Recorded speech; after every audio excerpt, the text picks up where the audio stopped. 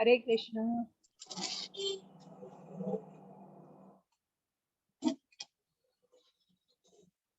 एक सेकंद द्या मला फक्त.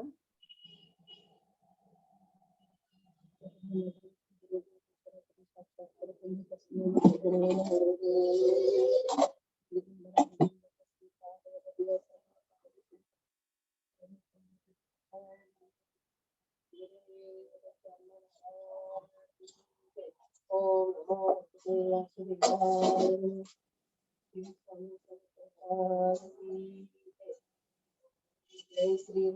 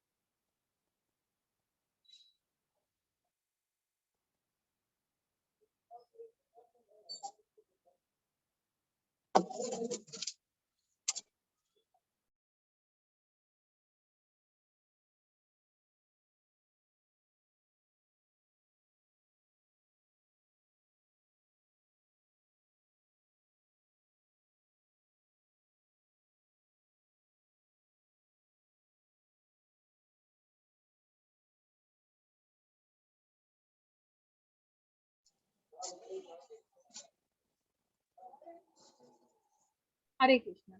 हरे कृष्ण. अशा प्रकारे आज आपण 9व्या अध्यायाला सुरुवात करतोय, ज्याचं नाव आहे राजगुह्य योग. आता ह्याचं गुपित म्हणजे सर्वात गोपनीय ज्ञान असा याचा अर्थ होतो. आपण ज्ञान तर घेतोय, जसं आपण या भक्ती योगाला सुरुवात केलेली आहे. 6व्या अध्यायापर्यंत आपण सगळे कर्मयोग शिकलोय आणि आता 7व्या अध्यायापासून जिथे आपण भक्तीमध्ये कशा प्रकारे भगवंतांनी स्वतःचं ऐश्वर्य दाखवलं आहे आणि कशा प्रकारचे लोक या भक्तीमध्ये येऊ शकतात आणि कशा प्रकारे त्या भक्तीमध्येच ते लीन होऊ शकतात.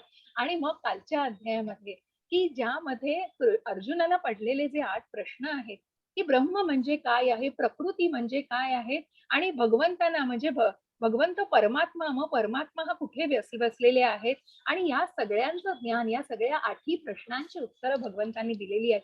हे सगळं ज्ञानातून मार्ग चाललाय. हा ज्ञानयोग कुठेतरी ज्ञानयोगाचा मार्ग, या दिव्य ज्ञानातून जेव्हा भक्तीच्या मार्गावर येता येतं, जिथे भक्तीमध्ये भक्त किंवा मनुष्य या भक्तीमध्ये जेव्हा लीन होतो, या दिव्य ज्ञानाने जेव्हा भगवंतांना जाणायला लागतो, तेव्हा कुठेतरी त्या आत्मसाक्षात्काराच्या मार्गावरती मार्गस्थ होतो. आणि म्हणूनच भगवंत अर्जुनाला म्हणतायत या अध्यायामध्ये की तुला हे ज्ञान मी देतो आहे. आणि म्हणूनच पुढे जाऊन आपण पहिला श्लोक वाचून जाऊया. की मी तुमच्यासाठी तो श्लोक पण वाचेन, कारण हे श्लोक पण खूप सुंदर प्रकारे त्याचं जे शब्द आहेत आणि भगवंतांनी की त्या वाक्यात आणि त्या प्रत्येक शब्दामध्ये की हे परम गोपनीय ज्ञान असं मी देतोय तुला. इदम तू श्री भगवानुवाच इदम तू ते गुह्यतमं प्रवक्ष्याम्यनसूयवे ज्ञानं विज्ञान संहितं यज्ञात्वा मोक्षसे शुभात्. भगवान म्हणाले, वाचाल माताजी? हरे कृष्ण.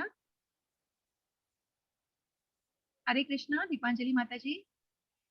हरे कृष्ण माताजी. हरे कृष्ण. रमत हरे कृष्ण. एक मिनिट. हा माताजी. परात्पर भगवान म्हणाले, माझ्या मित्र अर्जुना, तू माझा कधीही मत्सर करत नाहीस, म्हणून मी तुला हे परमगुप्त ज्ञान देईन, जे जाणून तू भौतिक अस्तित्वाच्या दुःखापासून मुक्त होशील. हरे कृष्ण माताजी. हरे. भगवंत म्हणतायत की इदम तू ते परम, की इदम तू ते गुह्यतन. आता हे गुह्य ज्ञान, मग हे गुपित असलेलं ज्ञान भगवंत अर्जुनाला का देतायत? आणि माझ्या प्रिय अर्जुना, तू कधीही माझा मत्सर करत नाहीस. आता मत्सर हा शब्द जसं आपण या माया मोह आणि जसं ते मद मोह आणि मत्सर याच्यामध्ये कसा तिन्ही त्या कठपुतल्यांमध्ये कसे अडकलेला आहे आणि भौतिक प्रकृतीमध्ये कशा प्रकारे काल जे आपण अधिभूत अधियज्ञ हे सगळं अधिभूत या प्राकृत म्हणजे ह्या प्रकृतीमध्ये ही जी प्रकृती आहे भौतिक प्रकृती याच्यामध्ये जे सकाम कर्म केलं जात आहे आणि हे सकाम कर्म कुठेतरी मायेमध्ये जेव्हा अडकत आहे आणि कुठेतरी मग ते मद मोह मत्सर क्रोध लोभ हे सगळ्या ज्या गुण आहेत हे मनुष्यामध्ये कुठेतरी या त्रैगुणांच्या प्रभावाखाली सगळे ते सगळ्या सगळ्या त्या जंजालामध्ये मनुष्य अडकलेला आहे आणि म्हणूनच भगवंत म्हणतात की तू कधी माझा मत्सर करत नाहीस. हा मत्सर जो आहे आता मत्सर ह्या शब्दाचा की लस्ट म्हणजे या शब्दाला जाणायचं म्हटलं तर द्वेष करणं. मग एखाद्याचा द्वेष की एखाद्याबद्दल काही गोष्टी वाटणं किंवा कसा द्वेष वाटतो तर त्या द्वेषाची एक डेफिनेशन सांगितली आहे प्रेमकिशोरी माताजी ज्या आहेत सिनियर एक तर त्यांच्या मास्टरांनी त्यांच्या गुरूंनी त्यांना हे की मला जे तुझ्याकडे आहे ते मला चालतंय पण ते तुझ्याकडे का आहे जे तुझ्याकडे आहे त्याच्याबद्दल मला खूप बरं वाटतंय की हे तुला मिळालंय पण ते तुलाच का मिळालंय या गोष्टीचा मला मत्सर आहे आणि या गोष्टीच्या भावनेनेच तो मत्सर कुठेतरी तयार होतो आणि ती मत्सराची भावना कुठेतरी तयार होते आणि म्हणून भगवंत म्हणतायत की हे सगळे बाकी गुण मग क्रोधाचं जसे हनुमान की त्यांनी क्रोधामध्ये सगळी लंका जाळून टाकली पण कशामध्ये भगवंताच्या सेवेमध्ये. मग धनाचं अर्जन जसं ध्रुव महाराजांनी की धनासाठी केली तपस्या आणि कुठेतरी ग्रीड होती कुठेतरी ती हाव पण ती कुठेतरी रूपांतरित कुठे झाली भक्तीत रूपांतरित होत जाते. तसं काम लोभ म्हणजे या गोष्टीला कुठेतरी रूपांतरित केलं जाऊ शकतं या गोष्टींना कुठेतरी भक्तीच्या मार्गावरती आणता येतं परंतु मत्सर टाकलाच पाहिजे. मनामध्ये मत्सर असणं ही अत्यंत जसं आपण बघितलं द्वेष शिशुपालांनी भगवंतांचा केवढा द्वेष केलेला आहे ती द्वेषी भावना कायम राहिलेली आहे. कंसाने भगवंतांचा किती मत्सर केलेला आहे आणि हिरण्यकश्यपूनी कशा प्रकारे यांचा नाश झालेला आहे कारण कुठेतरी त्याचे भोग भोगायला कुठेतरी त्या भावना कुठेतरी ती मत्सराची भावना अत्यंत वाईट आहे आणि ती फक्त मनातनं काढून टाकणं हेच एक उद्दिष्ट असू शकतं. त्याला कुठेही त्या भावनेला तुम्ही मार्गस्थ करू नाही शकत आणि म्हणूनच मी तुला हे परम गुप्त ज्ञान देत आहे कारण भगवंतावर इतका विश्वास आहे अर्जुनाचा. अर्जुन भगवंतांचा मत्सर करत नाहीये द्वेष करत नाहीयेत कारण त्यांचा प्रिय सखा आहेत ते जे काही करतील ते भगवंत माझ्या चांगल्यासाठी आणि मला शरण गेलेले आहेत अर्जुन पूर्णपणे जेव्हा आपण म्हणतोय आत्मसमर्पण की भगवंतांना पूर्णपणे शरण जाऊन त्यांनी विचारलंय आणि म्हणूनच इथे कुठेतरी ते गुरु शिष्याचं नातं तयार झालेलं आहे जिथे बघ पुढे जाऊन भगवंतांना सांगता येते की तू माझा प्रिय सखा मित्र म्हणून मी तुझ्या बरोबर वावरलो पण तुम्ही जे मला ज्ञान देत आहे दिव्य ज्ञान देत आहेत तर मला हे तुमच्याकडून जे ज्ञान मिळतंय आणि मग हे का ज्ञान भगवंतांनी अर्जुनाला की तू कधी माझा मत्सर करत नाही जे जाणून तू भौतिक अस्तित्वाच्या दुःखापासून मुक्त होशील. मग मी तुला असं गोपनीय मग गुह्य ज्ञान दिलं जे दुसऱ्या अध्यायापासून की तू शरीर नाहीस तू आत्मा आहेस या आत्म्याचं ज्ञान देण्यापासूनच सुरुवात झालीये. मग गुह्य ज्ञान आहे गुह्यतम ज्ञान आहे जे आत्मा हा परमात्म्याचा अंश आहे असं ज्ञान भगवंतांनी जे हे दिव्य ज्ञान एक एक पायरीने अर्जुनाला समजावलेलं आहे. आता अत्यंत गोपनीय असं मी ज्ञान देतोय तुला की जे कळण्यासाठी मग तेवढी पात्रता तेवढी सामर्थ्यता आणि मुख्य म्हणजे तुझी भावना मनातली तुझ्या मनातलीची भावना आहे तू माझ्यावरती मत्सर करत नाहीयेस आणि म्हणूनच मी तुला हे ज्ञान देतोय. राजविद्या राजगुह्यम पवित्रमिदमुत्तमं प्रत्यक्षावगमं धर्म्यं सुसुखं कर्तुमव्ययम्. हरे कृष्ण. हरे कृष्ण. हे ज्ञान शिक्षणाचा राजा आहे. सर्व रहस्यांपैकी सर्वात रहस्य आहे. हे सर्वात शुद्ध ज्ञान आहे आणि ते प्रत्यक्ष आत्मज्ञानाची जाणीव करून देत असल्याने ते धर्माचे पूर्णतः आहे. ते सार्वकालिक आहे आणि ते आनंदाने पार पाडले जाते. हरे कृष्ण. हरे कृष्ण. असा हा शिक्षणांचा राजा आहे जे हे मी तुला ज्ञान देणार आहे हे गुह्यतम ज्ञानापेक्षाही कुठेतरी उच्च आहे. हे ज्ञानाचा राजा आहे. सर्व रहस्यांपैकी एक रहस्य आहे की जे सर्वात शुद्ध असं ज्ञान आहे. मग हे भक्तीच्या मार्गावरतीच आपण आहोत आणि या भक्ती, दिव्य भक्तीमध्ये कशा प्रकारे, तर कुठलं हे आत्मज्ञानाची जाणीव भगवंत करून देणार आहे, हे आपल्याला या अध्यायात, की ते प्रत्यक्ष आत्मज्ञानाची जाणीव करून देत असल्याने ते धर्माचे पूर्णत्व आहे, ते सार्वकालिक आहे, ते आनंदाने पार पाडले जाते, की ते अत्यंत इतकं विशुद्ध आहे आणि इतकं दिव्य ज्ञान आहे, की ते आत्मज्ञानाची, स्वतःच्या आत्म्याची, मग आत्मिक ज्ञानाची ते जाणीव करून देतं. आणि म्हणूनच ते धर्माने कुठेतरी पूर्ण परिपूर्ण ज्ञान आहे. आणि असं ज्ञान मी तुला देतो आहे, आणि जे ज्ञान तुला घेतल्यामुळे तू या भौतिक सुखातून मुक्त होशील आणि कुठलंही तुला या इच्छा राहणार नाही. हरे कृष्ण हरे कृष्ण. माताजी. जे भक्ती मार्गावर निष्ठावान नाहीत ते शत्रूवर विजय मिळवणाऱ्या मला प्राप्त करू शकत नाहीत, परंतु या भौतिक जगात जन्म आणि मृत्यूकडे परत येतात. हरे कृष्ण माताजी. हरे कृष्ण. जसं भगवंत म्हणाले, की तुला हे रहस्य मी सांगणार आहे, आत्मज्ञान. मग हे भक्तीच्या मार्गावर कशा प्रकारे, ज्या आपण भक्तीच्या सेवा बघितल्या, मग त्या प्रत्येक भक्तीच्या, मग हे आत्मिक ज्ञान जे आहे, आणि ते दिव्य ज्ञानातून जसं आपण बघितलं, की आत्मा, आपण शरीर नाही आत्मा आहोत, हा आत्मा परमात्म्याचा अंश आहे. आणि कालच्या अध्यायामध्ये आपण परमात्म्याला, की कशा प्रकारे आपण कुठे परमात्म्याला बघतो, तर आपण प्रत्येकाच्या हृदयामध्ये, आणि कशा प्रकारे तो स्थित आहे, प्रत्येकाच्या हृदयामध्ये कशा प्रकारे स्थित आहे.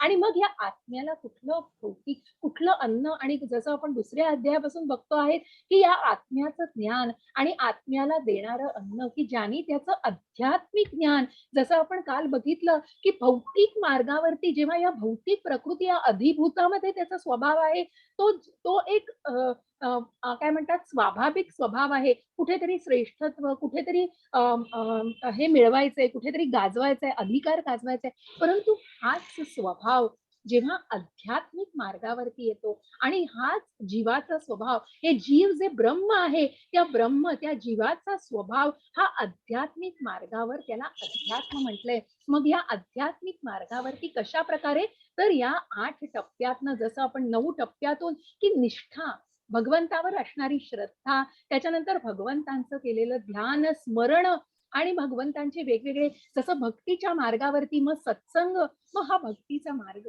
जो आपण बघितला, विष्णूचे ते श्लोक बघितला आपण, की स्मरणम, सॉरी, श्रवणम, कीर्तनम, श्रवणम, स्मरणम, अर्चनम, वंदनम, साख्यम, दास्यम, पादसेवनम, आणि आत्मनिवेदनम. या सगळ्या ज्या भक्ती, नवविध भक्तीच्या सेवा आहेत, त्या नवविध भक्तीच्या मार्गाने स्वतःला आध्यात्मिक मार्गावरती आणून, मग या प्रत्येकाची उदाहरणं, की मग श्रवणम, जसं मी तुम्हाला सांगितलं, की कीर्तनम, श्रवणम, की शुकदेव स्वामींनी परीक्षित महाराजांना जे ज्ञान दिलं, आणि मग अर्थार्थी, ज्ञानी, जिज्ञासू या व्यक्तींनी कशा प्रकारे स्वतःला भक्तीच्या मार्गावर या सेवांमधून आणलं, की ज्यांनी कीर्तनम केलं, ज्या शुकदेव स्वामींनी, की ज्यांना ज्ञानी आणि ज्यांनी ज्ञान घेतलं सगळ्याचं, की त्यांनी परीक्षित महाराजांना ते कीर्तन केलं, त्यांनी श्रवण केलं. अशा प्रकारे हे, त्याच्यानंतर त्याच्यानंतर पादसेवनम,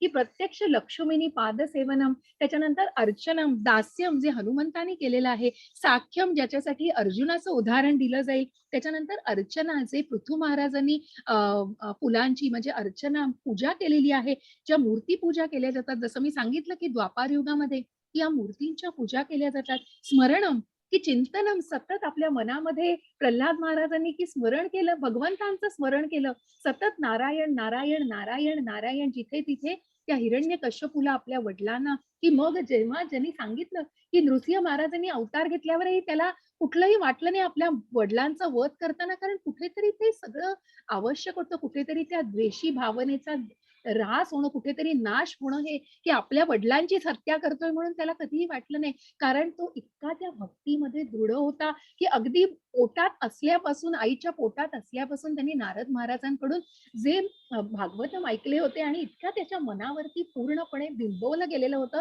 की अगदी लहानपणापासून ते वयाच्या 5व्या वर्षी सुद्धा तो प्रल्हाद महाराज आपल्या वडिलांना ते त्याप्रमाणे उद्देशून, आणि कुठलंही दृढ श्रद्धेने आपल्या मनातलं स्मरण जाऊ देत नाहीत. आपल्या भगवंतांविषयीची प्रार्थना, कितीही संकटांना, कितीही मरणाला, कितीही वेळा तोंड द्यायला लागू दे, परंतु आपण कुठल्याही प्रकारे भगवंताला विसरत नाही, ते स्मरण करणं विसरत नाही. अशा या सेवा, अशा या सगळ्या भक्तीच्या सेवांमधनं या आध्यात्मिक मार्गावर अकर्माकडे जे वाटचाल करतात आणि मग हे सगळे भक्त जे भगवंताच्या या दिव्य ज्ञानामध्ये ज्यांना कळलेलं आहे की भगवंत हे परम तत्व आहे आणि ज्यांनी या मार्गातून जाणलेलं आहे, मग जे भक्ती मार्गावर निष्ठावंत नाहीत, मग आता जे निष्ठावंत जसे आपण 4 प्रकारचे लोक बघितले आहेत की जे नराधम ज्यांना श्रीकृष्णांनी अगदी सरळ सरळ मूढ म्हटलेले, मूर्ख लोक म्हटलेले, जी अज्ञानात आहेत आणि जी वेदांचा अभ्यासही न करता कुठल्या गोष्टींबद्दल बोलता आहेत आणि हा मायावादाबद्दल आणि मग भगवंतांबरोबर भगवंतांनी जरी मनुष्याचं रूप घेतलं तरी एक शक्ती आहे आणि फक्त पृथ्वीवर अवतरतात आणि पुन्हा ते शक्ती म्हणूनच वावरतात. म्हणजे या कुठल्या ज्ञानाला कुठलाही बेस नाहीये. अशा या वेदांच्या अभ्यासाविना केलेलं हे जे काय म्हणतो ना ढोबळ ज्ञान सगळं आणि जे काही ढोबळ विचार आहेत त्याला कुठलाही अर्थ नाही. आणि मग अशा मार्गावरची अशा मानसिकतेची माणसं भगवंतांच्या मार्गावर येऊ शकत नाही. कारण काय असतं, जे भक्ती मार्गावर निष्ठावान नाहीत ते शत्रूंवर विजय मिळवणाऱ्या मला प्राप्त करू शकत नाहीत. मग ते शत्रूंवर जरी अर्जुनाला भगवंत सांगतायत की शत्रूंवर, मग तू या शत्रूंच्या अधीन आहेस किंवा तू या सगळ्या मायामोहामध्ये भौतिक जगात आहेस, पण तू भक्ती मार्गावर जर आलास, तू निष्ठावान अशा भक्ती मार्गावर आलास, तू मला अर्पण केलंस, जे करतोय ती भावना बदललीस, तर ते नक्कीच भक्ती मार्गावर येतं. पण जे निष्ठावान नाहीयेत आणि जे नुसतं स्वतःच्या इंद्रिय तृप्तीसाठी ती गोष्ट करणार आहेत, ते मला प्राप्त करू शकत नाहीत. परंतु या भौतिक जगात जन्म मृत्यूकडे परत येतात. जसं आपण काल बघितलं की कुठल्याही लोकावर जरी गेलं तरी पुन्हा जन्म मृत्यूच्या सर्कलमध्ये पुन्हा येणार. जरी स्वर्ग लोकामध्ये गेलं, ऐहिक सुख सगळी उपभोगली तरी ऐहिक सुख उपभोगल्यानंतर ती जी पुण्य जेव्हा क्षीण होतं, जेव्हा त्या पुण्याचं माप भरतं, तेव्हा पुन्हा या भौतिक जगतामध्ये जन्म घ्यायला लागतो. आणि मग नरक यातना तर काय, त्या नरकामध्ये तर यातना असतातच. आणि मग पुन्हा पृथ्वीच्या या भौतिक जगामध्ये जिथे जन्म मृत्यूचं हे सायकल आहे, जसं आपण त्या मेरी गो राऊंडचं बघतो की त्याच्यामध्ये मग फिरत राहतो. आणि मग या भौतिक दुःखालयम, काल आपण जे म्हटलं अशाश्वत जे जग आहे की ज्याला दुःखालय भगवंत म्हणतायत, जिथे जन्म मृत्यू जरा व्याधी यांनी ग्रासलेलं आहे. मग मी छान आहे, I am okay, I am fine, त्या उंदरासारखी गोष्ट. पण म्हणून कुठेतरी मग जसं आपण बघितलं की मृत्यूचा विचारही केला जात नाही आणि त्याच्यासाठी स्वतःच्या मनाची कुठलीही तयारी आणि मग आपलं काय पुढे याचा सुद्धा कधी माणसाने विचार करणं आणि मग त्या गोष्टीला इतकं काहीतरी वेगळ्या प्रकारे धरलं जातं आणि मग त्या गोष्टीवरती टीका करणं किंवा मग अज्ञानामध्ये आपण म्हणतो ना त्या गोष्टीविषयी बोलणं, हे सगळ्या गोष्टी की ज्या मग मायावादी लोकांची लक्षणं आहेत आणि मग ते निष्ठावान नाहीत, ते या भक्तीच्या मार्गावर येऊ शकत नाहीत. मग तिथे कुठेतरी चेकपॉइंट आहे. तिथे कुठेतरी का तुम्ही येऊ शकत नाहीये? मग का भक्ती मार्गावर येऊ शकत नाहीये? जिथे गुरु, साधू आणि शास्त्र यांची कमतरता आहे. उत्तम गुरुची कमतरता आहे. साधू, शास्त्र यांचा अभ्यास की आपण मग बघितलं फलगू वैराग्य नकोय, की कुठल्याही प्रकारचं जसं प्रभुपादांनी ते शब्द वापरलाय, की फक्त दाखवण्यासाठी, मग मी हे करण्यासाठी शो बॉटल स्पिरिच्युअलिझम, मी हे दाखवण्यासाठी की मला भौतिक जग सुख नकोय, मला आध्यात्मिक मार्गावर जायचंय, परंतु मनात काय आहे हो? तर मन में काहीच नाहीये. मुंह में राम आणि बगल में छुरी असं सगळं आहे बघ ते, की तोंडावर फक्त नामस्मरण करायचं, पण मनात काय भावना आहेत ते महत्वाचं आहे. मग तिथे कुठेतरी का होतंय ते? आपण का भक्ती मार्गावर आणि मग भक्तीच्या मार्गावर आलं, तरी पण कुठेतरी मग एकटेपणा का जाणवतोय? कुठेतरी का पूर्णपणे कुठे प्रोग्रेस का होत नाहीये? कुठे त्या मार्गावरती पुढे का जात नाहीये? कुठेतरी प्रगती का होत नाहीये? मग त्याचं कुठेतरी चेक करणं, तिथे कुठेतरी मग तो मुद्दा येतो. मग कुठेतरी सांशत आहात का? कुठेतरी मनात शंका आहेत? अजूनही कृष्णाबद्दल शंका आहे? कुठेतरी या जगाविषयी किंवा कुठेतरी या प्रकृतीविषयी आणि कुठेतरी मनामध्ये ते संशयाचं जाळं आहे. मग ते संशयाचं जाळं काढणं गरजेचं आहे. आणि मग ते कशा प्रकारे? मग तुम्ही भक्तीच्या मार्गावरती येऊन, मग तुम्ही स्वतःच्या मनामध्ये जेव्हा ती भावना निर्माण, जेव्हा तुम्ही त्या वेदाचा, शास्त्राचं वाचन कराल, जेव्हा तुम्ही चॅन्टिंग वाढवाल, जेव्हा तुम्ही नामस्मरण कराल, जेव्हा तुम्ही सत्संगात याल, जेव्हा तुम्ही त्याच विचारांच्या व्यक्तींमध्ये वावराल, जेव्हा तुम्हाला ते ज्ञान हे शेअर केलं जाईल, तुमच्याकडे असलेलं ज्ञान तुम्ही शेअर करू शकाल, तुम्हाला कुणाकडून तरी ज्ञान मिळेल, अशा या जेव्हा ज्ञानाची देवाणघेवाण होईल, मग या सगळ्या गोष्टींनी कुठेतरी आध्यात्मिक उन्नतीला पोचाल. आणि म्हणून इथे हा मुद्दा लक्षात घेणं, कुठेतरी हा चेकपॉइंट साधू, शास्त्र आणि गुरु, मग या उत्तम गुरुची नितांत आवश्यकता ही यासाठी असते, की मग मला सगळं येतंय, मला काही सांगायला नकोय. अहो पण त्याचा अभ्यास कुठला? मग नुसतं वेदांचा अभ्यास केलाय, शास्त्रांचा अभ्यास केलाय म्हणून कृष्णाला जाणलंय का? कृष्णाला समजून घेतलंय, मग कृष्ण समजला असला तर तो वेदांचा अभ्यास केला आहे आणि तरच पुढे या आध्यात्मिक मार्गावरती ती पण कुठेतरी मनात श्रद्धा पाहिजे. जसं आपण काल म्हटलं शेवटी की जसं श्रद्धा असली मनामध्ये या भक्तीच्या मार्गावर आल्यावर मग ते यज्ञेषु तपसू, की कितीही यज्ञांचं आणि कितीही फलितांचं यज्ञ जरी केले तरी त्या फलितांपासून वंचित होत नाही. कारण कुठेतरी तो भावना, कुठेतरी त्या भक्ती मार्गाने, कुठेतरी त्या चांगल्या भावनेने व ते निष्काम कर्माने केलेलं असतं. कुठेही त्या फळांची अपेक्षा नसते, परंतु त्या फळांपासून वंचित राहत नाही. ते आपोआपच त्याची प्रचिती येते, आपोआपच त्या गोष्टी मिळतात आणि मग त्या कृष्ण सेवेमध्येच आणि त्या त्याच भावनेने घेतल्या जातात. आणि म्हणूनच त्याचं कुठल्याही प्रकारे त्यांनी कुठली गोष्ट चुकीची करतो आहे किंवा त्या फळांपासून वंचित राहत नाही तो भक्त. आणि मग पुढेही या जगामध्ये राहिला, भौतिक जगामध्येही तो सुखापासून वंचित राहत नाही. कुठेतरी आत्मिक शांतता, कुठेतरी त्या गोष्टींपासून मग त्या बंधनांपासून तो मुक्त होण्याच्या मार्गावरती जातो. कारण त्या इच्छा आणि आकांक्षांच्या खूप पलीकडे गेलेला असतं. जसं आपण बघितलं या परा अपरा शक्तीच्या पलीकडे ही दिव्य शक्ती आहे. सगळ्याचा प्रलय झाला तरी ही शक्ती जाणार नाही, याला काहीही होणार नाही. काल सांगितलंय भगवंताने की जसं आपण बघितलं ब्रह्माचं एक कल्प, एका कल्पामध्ये सगळं जन्म उत्पत्ती होतीये, तर दुसऱ्या कल्पामध्ये सगळ्याचा ऱ्हास होतोय, सगळ्याचा प्रलय होतोय, सगळ्याचा प्रकोप होतोय. पण अशा प्रकारे ही दिव्य प्रकृती कुठेतरी खूप त्याच्या पलीकडे आहे आणि अशा या भगवंतांच्या धामाला पोहोचण्यासाठी मग कशा प्रकारे या भक्तीच्या मार्गावर आणि मग कशा प्रकारे आयुष्यभर स्मरण केलं पाहिजे. मग ते किती सुंदर आपण मुकुंद माला स्तोत्र परवा ऐकलेलं आहे. अशा प्रकारे या भक्तीच्या मार्गावरती आणि या आध्यात्मिक ज्ञानाचा कशा प्रकारे उपयोग करून आणि स्वतःला मार्गस्थ करायचं हे दिव्य ज्ञान भगवंत आजही देत आहेत, की कशा प्रकारे मत्सरापासून स्वतःची सुटका करून घेत आहेत आणि मग तो मत्सर मनामध्ये येणारच नाही आणि मग कशा प्रकारे भगवंताला या ज्ञानाने अजून जाणायचंय असं हे ज्ञान भगवंत देत आहेत. हरे कृष्ण माताजी. हरे कृष्ण. माझ्याद्वारे माझ्या अव्यक्त स्वरूपात हे संपूर्ण विश्व व्यापलेले आहे. सर्व प्राणी माझ्यामध्ये आहेत, परंतु मी त्यांच्यामध्ये नाही. हरे कृष्ण माता. हरे कृष्ण. जे भगवंतांनी आधी सांगितलंय की मग जशा प्रकारे मी या सगळ्याचा माझ्या अव्यक्त स्वरूपामध्ये हे संपूर्ण विश्व मी व्यापलंय. जसं आकाश हे पसरलेलं आहे, वारा या आकाशामध्ये, वारा या जगामध्ये फिरतोय, सर्व प्राणी माझ्यामध्ये आहेत. तसं भगवंतांमध्ये सगळे लीन आहेत आणि भगवंतांनी सगळं निर्माण केलंय, पण मी याच्याशी संबंधित नाही. मी पूर्णपणे अकर्ता आहे, मी अव्यक्त रूपामध्ये आहे.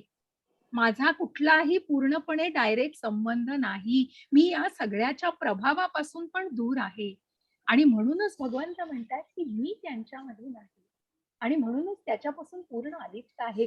हेच हेच जाणून घ्यायचंय आणि हेच ते दिव्य ज्ञान आहे की कशा प्रकारे भगवंत या अव्यक्त स्वरूपामध्ये त्यांनी हे सर्व विश्व व्यापलेलं आहे आणि कशा प्रकारे या भौतिक जगताची उत्पत्ती केलेली आहे, परंतु त्याच्यापासून पूर्णपणे दूर आहेत, त्याच्यापासून पूर्णपणे अव्यक्त आणि अकर्ता आहेत त्याचे, की प्राणी मात्रांच्या हृदयामध्ये वसता आहेत. परंतु जसं आपण म्हटलं की ब्रह्म आहे आणि परब्रह्म आहे, मग ब्रह्म हे परब्रह्मच नाही असू शकत. परब्रह्म आणि ब्रह्म हे वेगवेगळे आहेत. जरी हे क्वालिटेटिव्हली जरी हे त्यांच्या सारखेच आहे, जीव हा ब्रह्म हा परब्रह्मासारखाच आहे, आत्मा हा परमात्म्यासारखाच आहे, परंतु कुठेही जसं हे मायावादी लोक म्हणतात की मग मोक्षानंतर आणि मग मृत्यूनंतर मोक्ष मिळून मुक्ती मिळून एकरूप होतो भगवंतांशी, नाही. मुक्तीनंतरच या भक्ती मार्गाची सुद्धा सुरुवात झाली आहे आणि भगवंतांची सेवा केली जाते. भगवंतांशी एकरूप न होता ते अस्तित्व वेगळंच राहतं आणि हेच आत्मिक ज्ञान.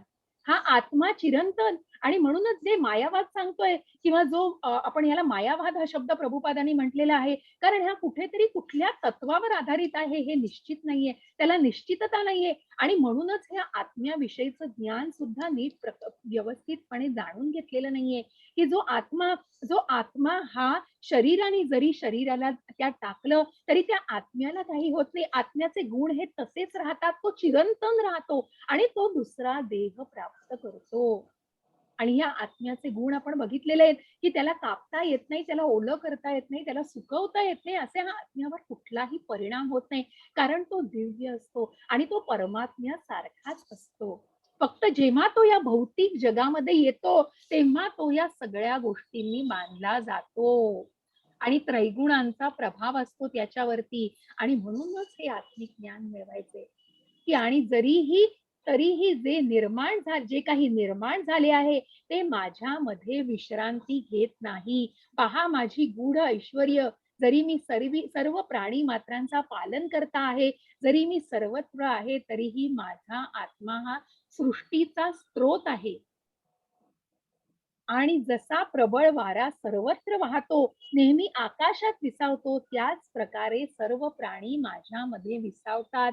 मी इथे कुठेही वास्तवाला नाही, मी याच्यापासून माझा स्रोत आहे. कारण जसं आपण म्हटलं, की जसं मी सांगितलं, की क्षीरोदकशाही विष्णू आणि गर्भोदकशाही विष्णू आणि महातत्व यांनी जसे या ब्रह्मांडामध्ये आणि जसं हे प्रकृतीचं निर्माण ज्यांनी ब्रह्माच्या आदेशांनी ही प्रकृती प्रत्येक विष्णूचं रूप आहेत आणि ही तिन्ही विष्णूची स्वरूप या ब्रह्मांडामध्ये अवतरलेली आहेत आणि ज्यांनी हे जाणलेलं आहे, ज्यांनी ह्या तिन्ही विष्णूंच्या रूपाला जाणलेलं आहे आणि मग हा स्रोत कसला आहे, तर हा परमात्म्याचा. मग ब्रह्म रूपामध्ये आहेत, दिव्य परमात्मा रूपात आहेत आणि भगवान रूपामध्ये भगवंत दिसतात आपल्याला.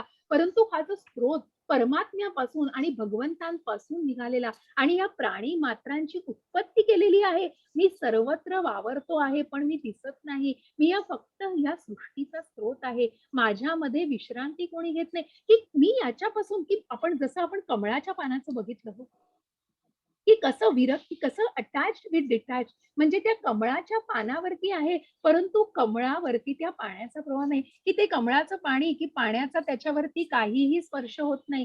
तशा प्रकारे हा वारा सर्वत्र वाहतो, नेहमी आकाशात विसावतो. त्याचप्रमाणे सर्व प्राणी माझ्यामध्ये विसावतात हे जाणून घ्या, की सर्वजण. आणि हेच कुठेतरी जाणून घ्यायचे, की आत्मा आणि परमात्मा, परब्रह्म हे वेगळे आहेत. आणि म्हणून हे जाणून घेण्यासाठी ह्या मायावादी या ज्या तत्वावरती आणि ज्या कोणी टीका केलेल्या आहेत, त्या टीकेलाही उत्तर आहेत, की कुठल्याही प्रकारचं अव्यक्त जीव आहे मी आणि अद्वैत आहे मी आणि कुठलाही प्रभाव नाहीये, कुठल्याही भौतिक जगताचा प्रभाव नाहीये. हरे कृष्ण माताजी, सॉरी तुम्ही मला. हरे कृष्ण.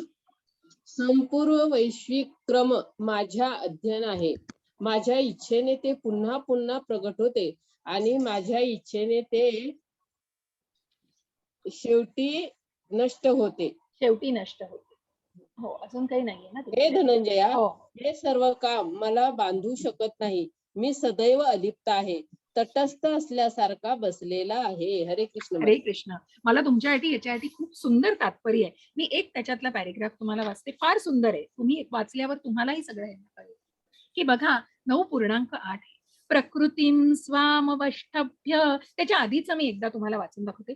सर्वभूतानि कौंतेय प्रकृतीं यान्ति मामिकां कल्पक्षये पुनस्तानि कल्पादौ विसृजाम्यहम्.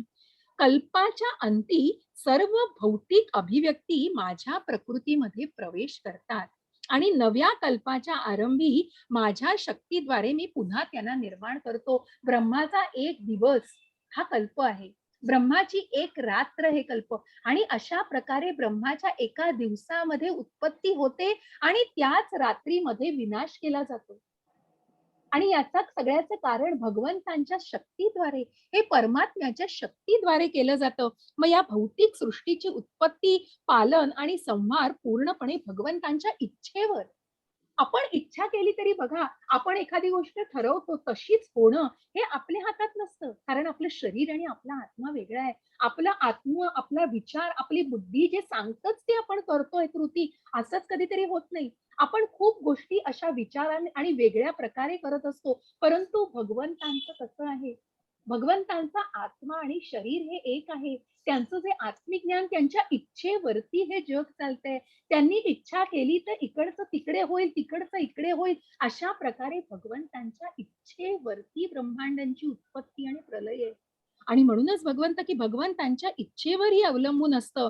कल्पक्षये म्हणजे ब्रह्मदेवाच्या मृत्यूनंतर ब्रह्मदेवाचे आयुष्य 100 वर्षे इतके असते आणि त्यांचा एक दिवस की हा 4 लाख किती ते 4वरती 3वरती म्हणजे जवळ किती त्याला म्हणता येईल ट्रिलियन्स इतके 43 ट्रिलियन्स इतक्या वर्षाबरोबर की अगदी आपण म्हणतो ना लक्ष दशलक्ष कोटी दशकोटी आणि पुढे जे आहे तर त्याच्या वर्षां इतका की ते पृथ्वीच्या आयुष्या म्हणजे पृथ्वी तेवढं 100 वर्ष ब्रह्माचं आयुष्य असतं आणि त्याच्यानंतर त्यांची रात्र ही तितक्याच वर्षाची असते.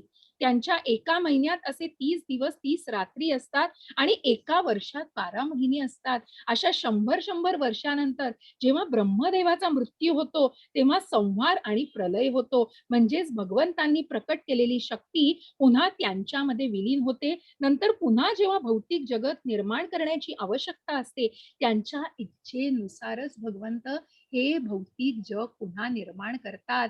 जेव्हा जेव्हा ब्रह्मांना ते ब्रह्मांड थ्रू केलंय हे की जेव्हा भगवंत ब्रह्मांना सांगतात आणि मग त्याप्रमाणे ती उत्पत्ती केली जाते. अशा प्रकारे ह्या उत्पत्ती आणि प्रलय हा भगवंतांच्या इच्छेवरती असतो. आणि म्हणूनच भगवंत स्वतःला या भौतिक शक्तीद्वारे विस्तारित करतात आणि पुन्हा सृष्टी प्रकट होत असते. हे भौतिक जगत म्हणजे भगवंतांच्या कनिष्ठ शक्तीची अभिव्यक्ती आहे.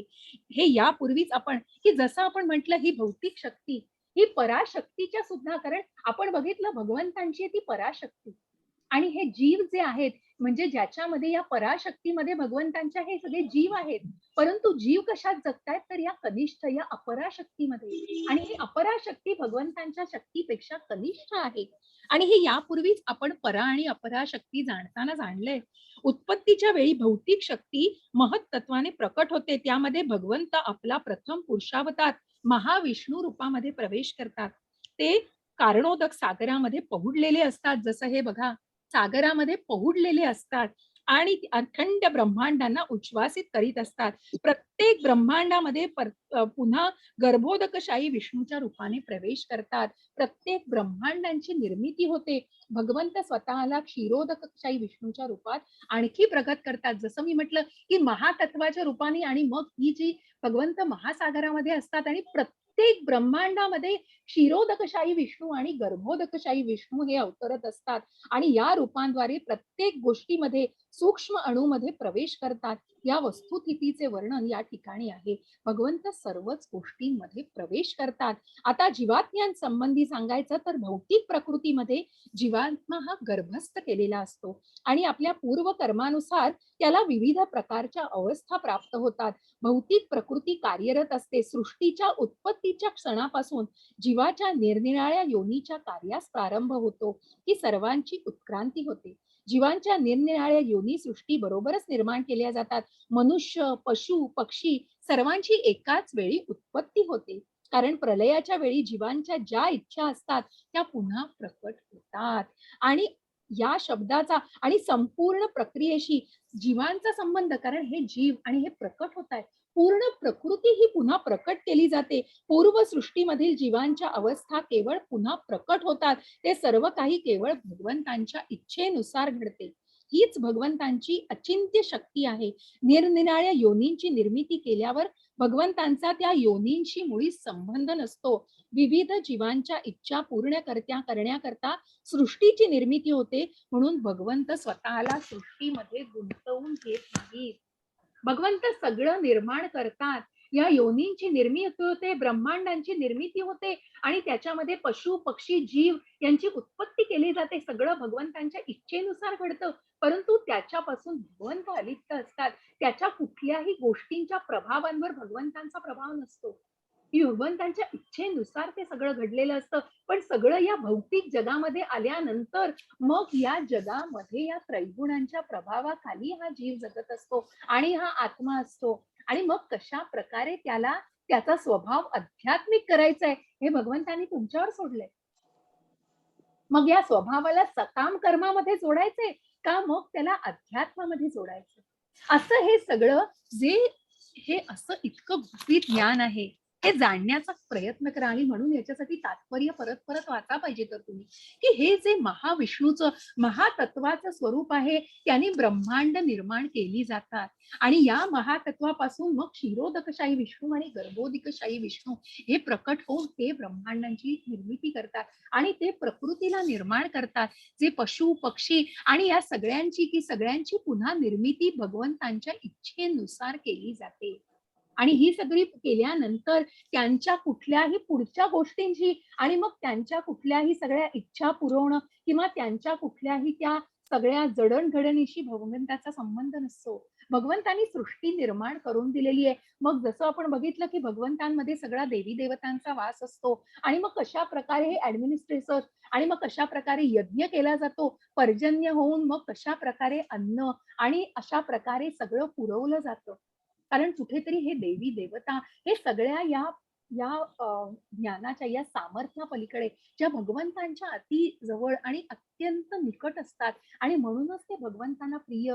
जसं मी म्हटलं, ब्रह्मा हे शिवा भगवंतांचे प्रिय भक्त, शिव हे भगवंतांचे भक्त, की प्रत्येक प्रलयाच्या काळी सुद्धा किंवा प्रत्येक अडचणींच्या वेळी भगवंत प्रत्यक्ष ब्रह्मा हे भगवंतांचं स्मरण करतात. आणि म्हणूनच हे सगळं भगवंतांच्या इच्छेनुसार घडत असतं. आणि मी सदैव अलिप्त आहे, तटस्थ असल्यासारखा बसलेलो आहे. सगळं बघतोय. खूप सुंदर एक आकृती आहे नंतरच्या याच्यामध्ये, की आत्मा आहे हृदयामध्ये आणि त्याच्या बाजूला एक मोठा पक्षी परमात्मा ही बघतोय आणि आत्मा खाण्यामध्ये दंग आहे आणि परमात्मा लक्ष देतोय, बघतोय, अलिप्त आहे त्याच्यापासून. पण काय करायचंय याचं ज्ञान दिलंय, भगवद्गीता दिली आहे हो तुम्हाला. तुम्हाला सगळं दिव्य ज्ञान दिलंय, तुम्हाला सगळं अर्जुनामार्फत सगळं दिलेलं आहे आणि सगळ्याचा उपदेश केलेला आहे. सगळं हे निर्माण करून भगवंतांनी हे दिव्य ज्ञान सुद्धा इथे दिलेलं आहे. प्रत्यक्ष भगवंतांनी, हो, प्रत्यक्ष भगवंतांच्या मुखकमलातून हे सगळं ते सांगतायत. जे ऐश्वर्य सांगता आहेत आणि जे गुपित हे रहस्यमय ज्ञान सांगतायत. मग हे जाणून घेतल्यावर तुम्हाला भगवंतांना किती जाणायचंय हे तुमच्यावर आहे. आणि मग या अध्यात्म स्वभावाची कशी जाण करून घ्यायची हे अत्यंत महत्वाचं आहे. पुढचा श्लोक मी वाचते. मय्याध्यक्षेण प्रकृती सूयते सचराचरम हेतुनानेन कौंतेय जगद्वी परिवर्तते. हरे कृष्ण माताजी. हरे कृष्ण.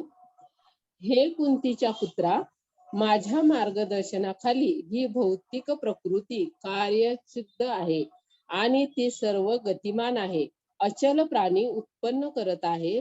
त्यांच्या नियमाने हे प्रगटीकरण पुन्हा पुन्हा निर्माण होते आणि नष्ट होते. हरे कृष्ण माताजी. हरे कृष्ण.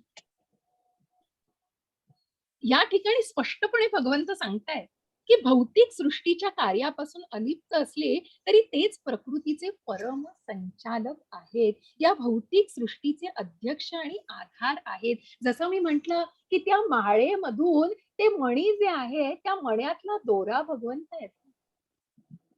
या दोऱ्याचं जर कुठेतरी दोरा नसेल तर ते मणी इकडे तिकडे विखुरलेले आहेत. जसं त्यांच्यावरती सगळे की भगवंतांवर आणि मग त्याच्याप्रमाणे जसं स्थित आहे हे जाणून घ्यायचा प्रयत्न करा की भगवंतांवर आधारित आहे. संचालकत्व, अध्यक्षत्व म्हणजे भगवंत प्रत्यक्ष परम संचालक आहेत आणि सृष्टीचे व्यवस्थापन हे भौतिक प्रकृतीद्वारा. जसं मी म्हटलं की याचं सगळं व्यवस्थापन, जडणघडण आणि जी गोष्ट केली जाते पण त्याचं नियंत्रण आहे. त्याचं नियंत्रण आणि मग तुमच्या या त्रैगुणांवर तुम्ही कसं नियंत्रण करताय, तुम्हाला सगळा उपदेश केलेला आहे. तुम्हाला या आध्यात्मिक मार्गावर कशा प्रकारे यायचंय आणि भगवंतांनाच कसं जाणायचं हे तुमच्यावर. आणि म्हणूनच भगवंत म्हणतायत की ही सर्व गतिमान आणि अचल प्राणींनी मी उत्पन्न केलेले आहे. त्यांच्या नियमाने हे प्रकटीकरण पुन्हा पुन्हा निर्माण होतं आणि नष्ट होत असतं. आणि मग पुढे जाऊन त्याच्यातलं पण मी तुम्हाला एक छोटासा एक पॅराग्राफ वाचून दाखवते. सृष्टीचे व्यवस्थापन मात्र भौतिक प्रकृतीद्वारे केले जाते. भगवद्गीतेत श्रीकृष्ण सांगतात, विविध योनीतील सर्व जीवांचा मी पिता आहे. पुत्र प्राप्ती करता पिता मातेच्या गर्भामध्ये बीजारोपण करतो, त्याप्रमाणे भगवंतांनी केवळ दृष्टिक्षेपाने भौतिक प्रकृतीच्या गर्भामध्ये बीजारोपण केलंय. हे जीव पुन्हा पूर्व इच्छा आणि पूर्व कर्मानुसार योनी धारण करून बाहेर पडतात. हे जीव आपल्या पूर्व इच्छा आणि पूर्व कर्मानुसार येतात. भगवंतांच्या दृष्टिक्षेपाने जरी या जीवांनी जन्म घेतला असता तरी आपल्या सुप्त इच्छा आणि पूर्व कर्मानुसार ते विविध शरीरे धारण करतात. मग इथे सगळं प्रारब्ध आलं, इथे सगळे कर्म, जसं मी तुम्हाला म्हटलं की नकळत कळत नकळत का होईना, परंतु कर्मांचा जसा इथेच भोगायला लागतं, जसं आपण त्या मृगराजाचं बघितलं, जसं आपण जसा सरड्याचा जन्म मिळाला त्याला, आणि मग मोक्ष प्राप्तीसाठी भगवंतांच्या युगामध्ये जाऊनच नंतर त्याला मिळालं पुन्हा त्या मृगाचं रूप, आणि मग त्याला कुठेतरी वैकुंठामध्ये धाम करायला मिळाला. तशाच प्रकारे अशा अनेक की ज्याच्यामध्ये मग ते कर्म 40% एका जन्मात केलेलं असेल, तर पुढचा जन्म घेऊन ते 41व्या टक्क्यापासून सुरू होतं. आणि जशी भगवंतांनी जरा सांगितलंय, जसं की हे फलभू वैराग्य जरी असलं, तुम्ही पूर्ण करू नाही शकलात, तरी हे कर्मांवर कसं अवलंबून आहे मग. आणि मग त्या वेळेला त्या अ, युगामध्ये आणि त्या आयुष्यामध्ये जे कर्म केलेलं आहे, त्याचे परिणाम सुद्धा, की बघा, की त्याचे परिणाम जर पुण्य कर्म केलेलं असेल, तर चांगल्या श्रीमंत घरात जन्म मिळतो, भक्तियुक्त अशा कुटुंबामध्ये जन्म मिळतो, की कुठेतरी मग तुम्ही त्याच मार्गावरती ते पूर्ण करू शकता, आणि त्या पूर्ण मग त्याचं सगळं तुमच्या प्रारब्धात, त्याचं सगळं तुमचं पूर्व कर्मांवर अवलंबून असतं. भगवंतांनी उत्पत्ती केलेली आहे सृष्टीची, परंतु या भौतिक जगाची जी सगळी निर्मिती आहे आणि भौतिक जगत जे सगळ्या जीवांचं जे धारणा केली जाते, ती सगळी कुठेतरी कशाने होते, या पूर्ण कर्मानुसार, प्रारब्धानुसार. आणि मग ते कसं करायचंय आणि ते कर्म कुठलं करायचंय, मग ते कर्म सकाम कर्म करायचंय का निष्काम करायचंय का मग अकर्म करायचंय, हे ज्ञान भगवंतांनी दिलेलं आहे आपल्याला. मग तुम्हाला कशा प्रकारे विश्वास ठेवून मग तुम्हाला त्या टप्प्यावरती जायचं आहे, का तुम्हाला मायावाद आणि तुम्हाला काहीही नाहीये, हे सगळं असंच चाललंय, हे चाललंय, मी छान आहे, माझं सगळं छान चाललंय, मग असं कोणीही शक्ती नाही, ही फक्त एक शक्ती आहे, आणि असे कुठेतरी फक्त शास्त्राच्या विना शास्त्राच्या अभ्यासानुसार या गोष्टींची फक्त एक काय म्हणतात ना, ढोबळ विचार तयार केले जातात. परंतु हे जाणून घेणं, आणि म्हणूनच पुढचा श्लोक पण आपल्याला तेच सांगतो. अवजानन्ति मां मूढा मानुषीं तनुमाश्रितं परं भावं जानन्तो मम भूत महेश्वरम. हरे हरे कृष्ण कृष्ण माताजी. माता. जेव्हा मी मानवी रूपात उतरतो, तेव्हा मूर्ख लोक माझी थट्टा करतात. त्यांना माझे दिव्य स्वरूप आणि त्या सर्वांवर माझे सर्वोच्च प्रभुत्व माहित नाही. हरे कृष्ण माता. हरे कृष्ण. बघा, असे हे मूढ लोक जे असतात, जे स्वतःला काय म्हणतो ना आपण, की थट्टा करणं, की मानवी रूपात, जेव्हा भगवंतांना मानवी रूपात केलं जातं, तेव्हा हे लोक म्हणतात की ही शक्ती आहे, आणि कुठल्याही प्रकारचं, मी तुम्हाला याच्यावरती एक गोष्ट सांगते ना, एक सेकंड, स्लाइड मी जरा,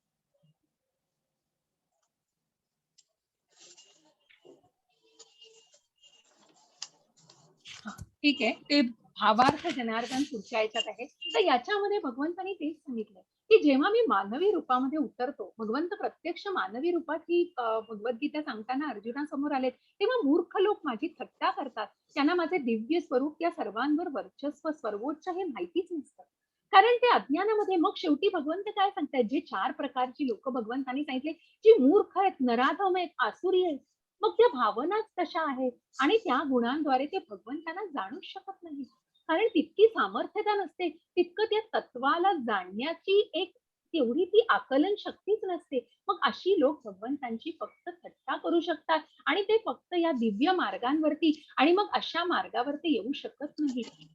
मोघाशा मोघ कर्माणो मोघ ज्ञाना विचेतसः राक्षसी मासुरीं चैव प्रकृतीं मोहिनी श्रितः. हरे कृष्ण. हरे कृष्ण. जे अशा प्रकारे गोंधळलेले आहेत, ते राक्षसी आणि नास्तिक विचाराने आकर्षित होतात. त्या भ्रमित अवस्थेत त्यांच्या मुक्तीच्या आशा, त्यांचे फलदायी क्रियाकलाप आणि त्यांची ज्ञान संस्कृती या सर्वांचा पराभव झाला आहे. हरे कृष्ण. हरे कृष्ण. अशा प्रकारे जे राक्षसी नास्तिक विचारांनी आकर्षित. आता तुम्हाला उदाहरणच द्यायचं म्हणून मी गेल्या श्लोकामध्ये बघत होती. पण आता रावणासारखं, जसं मी तुम्हाला शिशुपालाचं सांगितलं, तसं रावणाने सुद्धा स्मरण केलं. रावणाने आसुरी भावना, पण मनामध्ये भाव काय होते? राक्षसी भाव, की मला सगळ्याचं तत्व व्हायचंय आणि मला ते जाणून घ्यायचंय, मला देव बनायचंय. म्हणजे उपासना केली आणि देवाची उपासना करून अगदी इतकं सामर्थ्य निर्माण केलं, इतकं सामर्थ्य पण अशा प्रकारे गोंधळलेले असतात. आणि मग ती आसुरी वृत्ती, जरी ते ज्ञान आहे, मग त्या ज्ञानाचा काय उपयोग? मनातल्या भावना काय आहेत? आसुरी भावना आहे. आणि म्हणूनच रावणाला, आणि मग अशी लोक पूर्णपणे भ्रमात असतात आणि मग अशा बुद्धीचा क्षय झालेला असतो आणि त्यांचे फलदायी क्रियाकलाप आणि त्यांची ज्ञान संस्कृती या सर्वांचा पराभव झालेला असतो. कारण अशा प्रकारचे हे लोक नास्तिक आणि राक्षसी विचारांना आकर्षित होतात. ते भ्रमाच्या अवस्थेत, की मला सगळ्यांनी काहीतरी म्हणावं, जसं हिरण्यकश्यपू, मला सगळ्या लोकांचा राजा, कारण मी अधिपती आहे, मला सगळ्यांनी, मग ते सगळं मी करून मागून मिळत नाही. जसं आपण बघितलं की अनुसरण करणारे, की मग महापुरुष महात्मे जाणणारे जे दिव्य ज्ञान, की चैतन्य महाप्रभू प्रत्यक्ष पृथ्वी तलावर आले, पण त्यांनी कधीही मी असं आणि मला असे नाही, की त्यांचे अनुकरण केलं त्यांच्या वर्तनाने, त्यांच्या आचरणातून, त्यांच्या कर्मानुसार. आणि म्हणूनच मग असे हे मूढा आणि राक्षसी आसुरी, आपण याचं अजून निरूपण 16व्या अध्यायात ऐकणार, की दैवासुर, जसं मी कालही म्हटलं, की हा जो आसुरी दैवी भाग आपण बघतोच आहेत, की ज्याच्यामध्ये अर्थार्थी, ज्ञानी, जिज्ञासू लोक अर्थ, कितीही संकटात असली, भगवंतांचा धावा केला तरी तो मार्ग सोडत नाहीत, कुठेही भगवंतांची भक्ती सोडत नाहीत. मग कुठेही ते अधःपतनाला जाण्याचा धोका नसतो, कारण ते पूर्ण भक्तीच्या मार्गावरती घालतायत, स्वतःला भक्ती मार्गावरती लीन करतात. आणि मग अशांची बुद्धी कधीही गोंधळलेली नसते. कुठेतरी ते दृढ मनस्थिती, कुठेतरी ते दृढ होण्यासाठी चांगले असतं आणि कुठेतरी ते स्वतःच्या निश्चयाला, निर्णयाला दृढ असतात. परंतु ही लोक गोंधळलेली असतात, भ्रमात असतात आणि म्हणूनच त्यांची ज्ञानसकृती सगळ्याचा पराभव झालेला असतो. आणि मग असे हे महात्मे कोण असतात? जसं मी म्हटलं, चैतन्य महाप्रभू हे तर प्रत्यक्ष भगवंतांचे अवतार, की ज्यांचं अनुकरण, ज्यांनी हा महामंत्र आणला. आणि त्याचबरोबर पुढे जाऊन आपण बघतोय, की महात्मानस्तु मां पार्थ दैवीं प्रकृतिमाश्रितः भजन्त्यनन्य मनसो ज्ञात्वा भूतादिमव्ययम्. हरे कृष्ण हरे माताजी. कृष्ण माताजी. हे पृथाच्या पुत्रा, जे भ्रमित नाहीत, ते महान आत्मे ईश्वरी स्वरूपाच्या संरक्षणाखाली आहेत. ते भक्ती सेवेत पूर्णपणे गुंतलेले आहेत, कारण ते मला परममूळ आणि अक्षय म्हणून ओळखतात. हरे कृष्ण माता. हरे कृष्ण. मग असे दुर्लभ आत्मा आपण बघितलं, मॅरेथॉन अगदी लाखो लोक घेतात, लाखो लोक जातात मॅरेथॉन करायला, रजिस्ट्रेशन करायला हजारो लाखो लोक करतायत इथे भगवद्गीता शिकण्यासाठी. पण खूप दुर्मिळ लोक आहेत हो.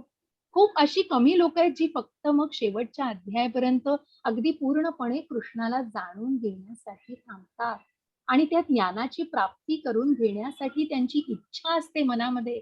आणि प्रयत्न हाच आहे, की ही भावना जोपासली अशाच प्रकारे जाऊ शकते. मग तुम्हाला 1-2 अध्याय ऐकले आहेत आणि आम्हाला हे पटलं नाही, इस्कॉन सांगतं की फक्त कृष्णालाच माना आणि फक्त कृष्णच भगवंत आहे, आणि मग त्याच्यावरती टीका करून, आणि मग खूप प्रकारचे असे आपण ऐकतो की ह्याच्यावरती लोक, कारण आजकाल म्हणजे आपण म्हणतो ना, की कुठेतरी वेगळ्या वाटेला, म्हणजे कुठेतरी पटकन मन भरकटायला वेळ लागत नाही, कारण ते विचार कुठेतरी अज्ञानात असतात. मग काय सांगतोय कृष्ण? काय 1-2 अध्यायात नाही हो, कृष्ण पुढे जाऊन काय सांगतोय, देवी देवतांच्या पूजेबद्दल पण काय सांगतोय, की कशा प्रकारे ही पूजेमध्ये तुम्ही दृढ करा तुमची शक्ती, आणि कशा प्रकारे तुम्ही नामस्मरणाने सामर्थ्य वाढवा, की इतकं सामर्थ्य या भक्ती मार्गावर, आणि इतकं सामर्थ्य आहे की तुम्ही सगळ्यांची पूजा करून, सगळ्यांमध्ये जरी करून हे मला अर्पण करताय आणि हे मला मिळतंय. आणि मग खरंच पुढे जाऊन आपण या अध्यायामध्ये खूप सुंदर श्लोक आहेत पुढचे. आणि म्हणून असे दुर्मिळ आत्मा, मग अशा दुर्मिळ आत्म्यांपैकी मी सांगणार आहे, की योग माया आणि महामाया. मग जिथे योग माया आहे, की जिथे योग संन्यासत्व, ही अशी ही जी माया शक्ती आहे, जी मनुष्याला या योग मायेद्वारा कृष्णाच्या भक्तीमध्ये लीन करते. पण ही मोहमाया, ही दुसरी माया काय करते, तर कुठेतरी खेचतीये, कुठेतरी स्वतःकडे आकर्षित करताय, कुठेतरी माया जालामध्ये गुरफटायचंय आणि कुठेतरी स्वतःच्याच इंद्रियांची तृप्ती करायची. मग मला हे सगळं हवंय आणि मला हे छान मिळवून मी हे दान करायचं करणार आहे, मी हे सगळं करणार आहे, त्याचा मार्ग चांगला आहे, पण कुठेतरी ती तृप्ती, कुठेतरी तो अहमपणा थोडासा, मग तो खोटा अहंकार, आणि म्हणून जे अंतरंग मन, ज्याच्यातली मन बुद्धी, मला ती आकृती अगदी परत परत डोळ्यासमोर येत असते, की मग त्या मनाच्या दोऱ्या आणि त्या इंद्रियांच्या दोऱ्या मनाच्या हातात आहेत आणि मन पूर्ण बुद्धीच्या हातात आहे. असा त्या रथामध्ये आत्मा दृढ झाले, आत्मा अगदी मस्तपैकी बसलेला आहे, पण त्या आत्म्याला अध्यात्मावर कसं आणायचं आहे हे पूर्णपणे तुमच्यावर आहे. त्या सगळ्याची सांगड घालून त्या अंतर्मनाला आणि कशा प्रकारे आपल्या इंद्रियांचं नियंत्रण करायचंय हे अत्यंत महत्वाचं आहे. आणि म्हणून ह्या अकर्माकडे वाटचाल केल्यानंतरच हे सगळं शक्य आहे. आणि मग जेव्हा तुम्ही जाणाल पूर्णपणे, जेव्हा तुम्ही 1, 2, 4, 5 नाही हो, तुम्ही भगवंताला पूर्ण जाणण्यासाठी ते हे सुद्धा नाही हो, मी सांगते की 18 अध्याय सुद्धा स्पर्शून जातात फक्त. परंतु जेव्हा तुम्ही हे तात्पर्य, मी परत परत तेच सांगू शकेल, की मीही हे तुमच्यासमोर वाचायचा प्रयत्न करेन. इतकं सुंदर आहे ते. मी जर प्रत्येक तात्पर्य, आम्ही जेव्हा पुढच्या टप्प्यावर जातो, तेव्हा हे सगळं वाचूनच डिस्कशन होतं आणि मग हे तात्पर्य प्रत्येकाने वाचा. आता जेव्हा तुम्ही हा अध्याय होतो 9वा, तर मला खरंच सगळ्यांना विनंती आहे, की तुमच्याकडे भगवद्गीता असेल तर 9वा अध्याय आजच्या आज वाचा. बघा तुम्हाला पूर्णपणे ते समजायचा, कारण खूप कठीण आहेत काही-काही संज्ञा. जसे बाकी अध्याय थोडेसे खूप साधे सोपे समजायला, तसे काही हा 9वा अध्याय, 13वा अध्याय आणि पुढचे काही 1-2 असे अध्याय, की ते समजायला त्या ज्या संज्ञा आहेत, जसं कालच्या अध्यायामध्ये अधिभूत आहे, अधियज्ञ आहे, अधिदैव, मग हे समजून घेण्यासाठी तुम्ही त्याचं तात्पर्य पण वाचा. मी माझ्या या स्लाइड्सद्वारे तुम्हाला हे जे प्रभुपादांनी आपल्यापर्यंत भगवद्गीता पोहोचवली, त्याचप्रमाणे जे नामनिष्ठ प्रभूंनी याच्यावर काम करून ह्या स्लाइड्सच्या बोलतात, प्रयत्न तोच आहे, या स्लाइडद्वारे तेवढं सांगण्याचं, पण ते तात्पर्य तुमच्या मनातल्या शंका अजून दूर करेल. कारण कुठेतरी शंकाना तुम्हाला निर्माण होणार, कुठेतरी ते समजताना हे असं काय ते तसं, मग ते तात्पर्य वाचा, हे मी परत परत सांगते. आणि म्हणूनच, आणि मग नामस्मरणाने, आणि मग ती इच्छा होत नसेल ना, किंवा मग अरे काय करायचं वाचून किंवा कंटाळा, तर तसं नका करू, कंटाळा नाही. मग कुठेतरी ते नामस्मरण करून आणि कुठेतरी ते त्या मार्गावरती स्वतःला मार्गस्थ करा. आणि म्हणून या शुद्ध भक्ताचं, की भक्त, मग भक्त म्हटल्यावर आणि भक्तीमध्ये इतकी तहान भूक सुद्धा विसरून जाणं, असे हे ईश्वरपुरीचे माधवेंद्र पुरी यांची ही कथा आहे, की जे गोवर्धनाची परिक्रमा करत होते. गोवर्धन परिक्रमा करताना की भक्तीमध्ये इतके, की भगवंतांच्या भक्तीमध्ये, मग तो महात्मा, दुर्लभ आत्मा, की ज्याने दिव्य ज्ञानाची सगळी पूर्णता केलेली आहे, अगदी प्राप्ती केलेली आहे आणि स्वतःच्या जेवण खाण्याची किंवा खाणपाण्याची पण काहीही चिंता नाहीये, असे हे स्वतःला फक्त समाधीमध्ये आणि स्वतःला साधनेमध्ये झोकून देतात. आणि म्हणूनच अशा प्रकारे ते जेव्हा गोवर्धन परिक्रमा करत असतात, तर तेव्हा परिक्रमा करून ते बसतात एका जागी.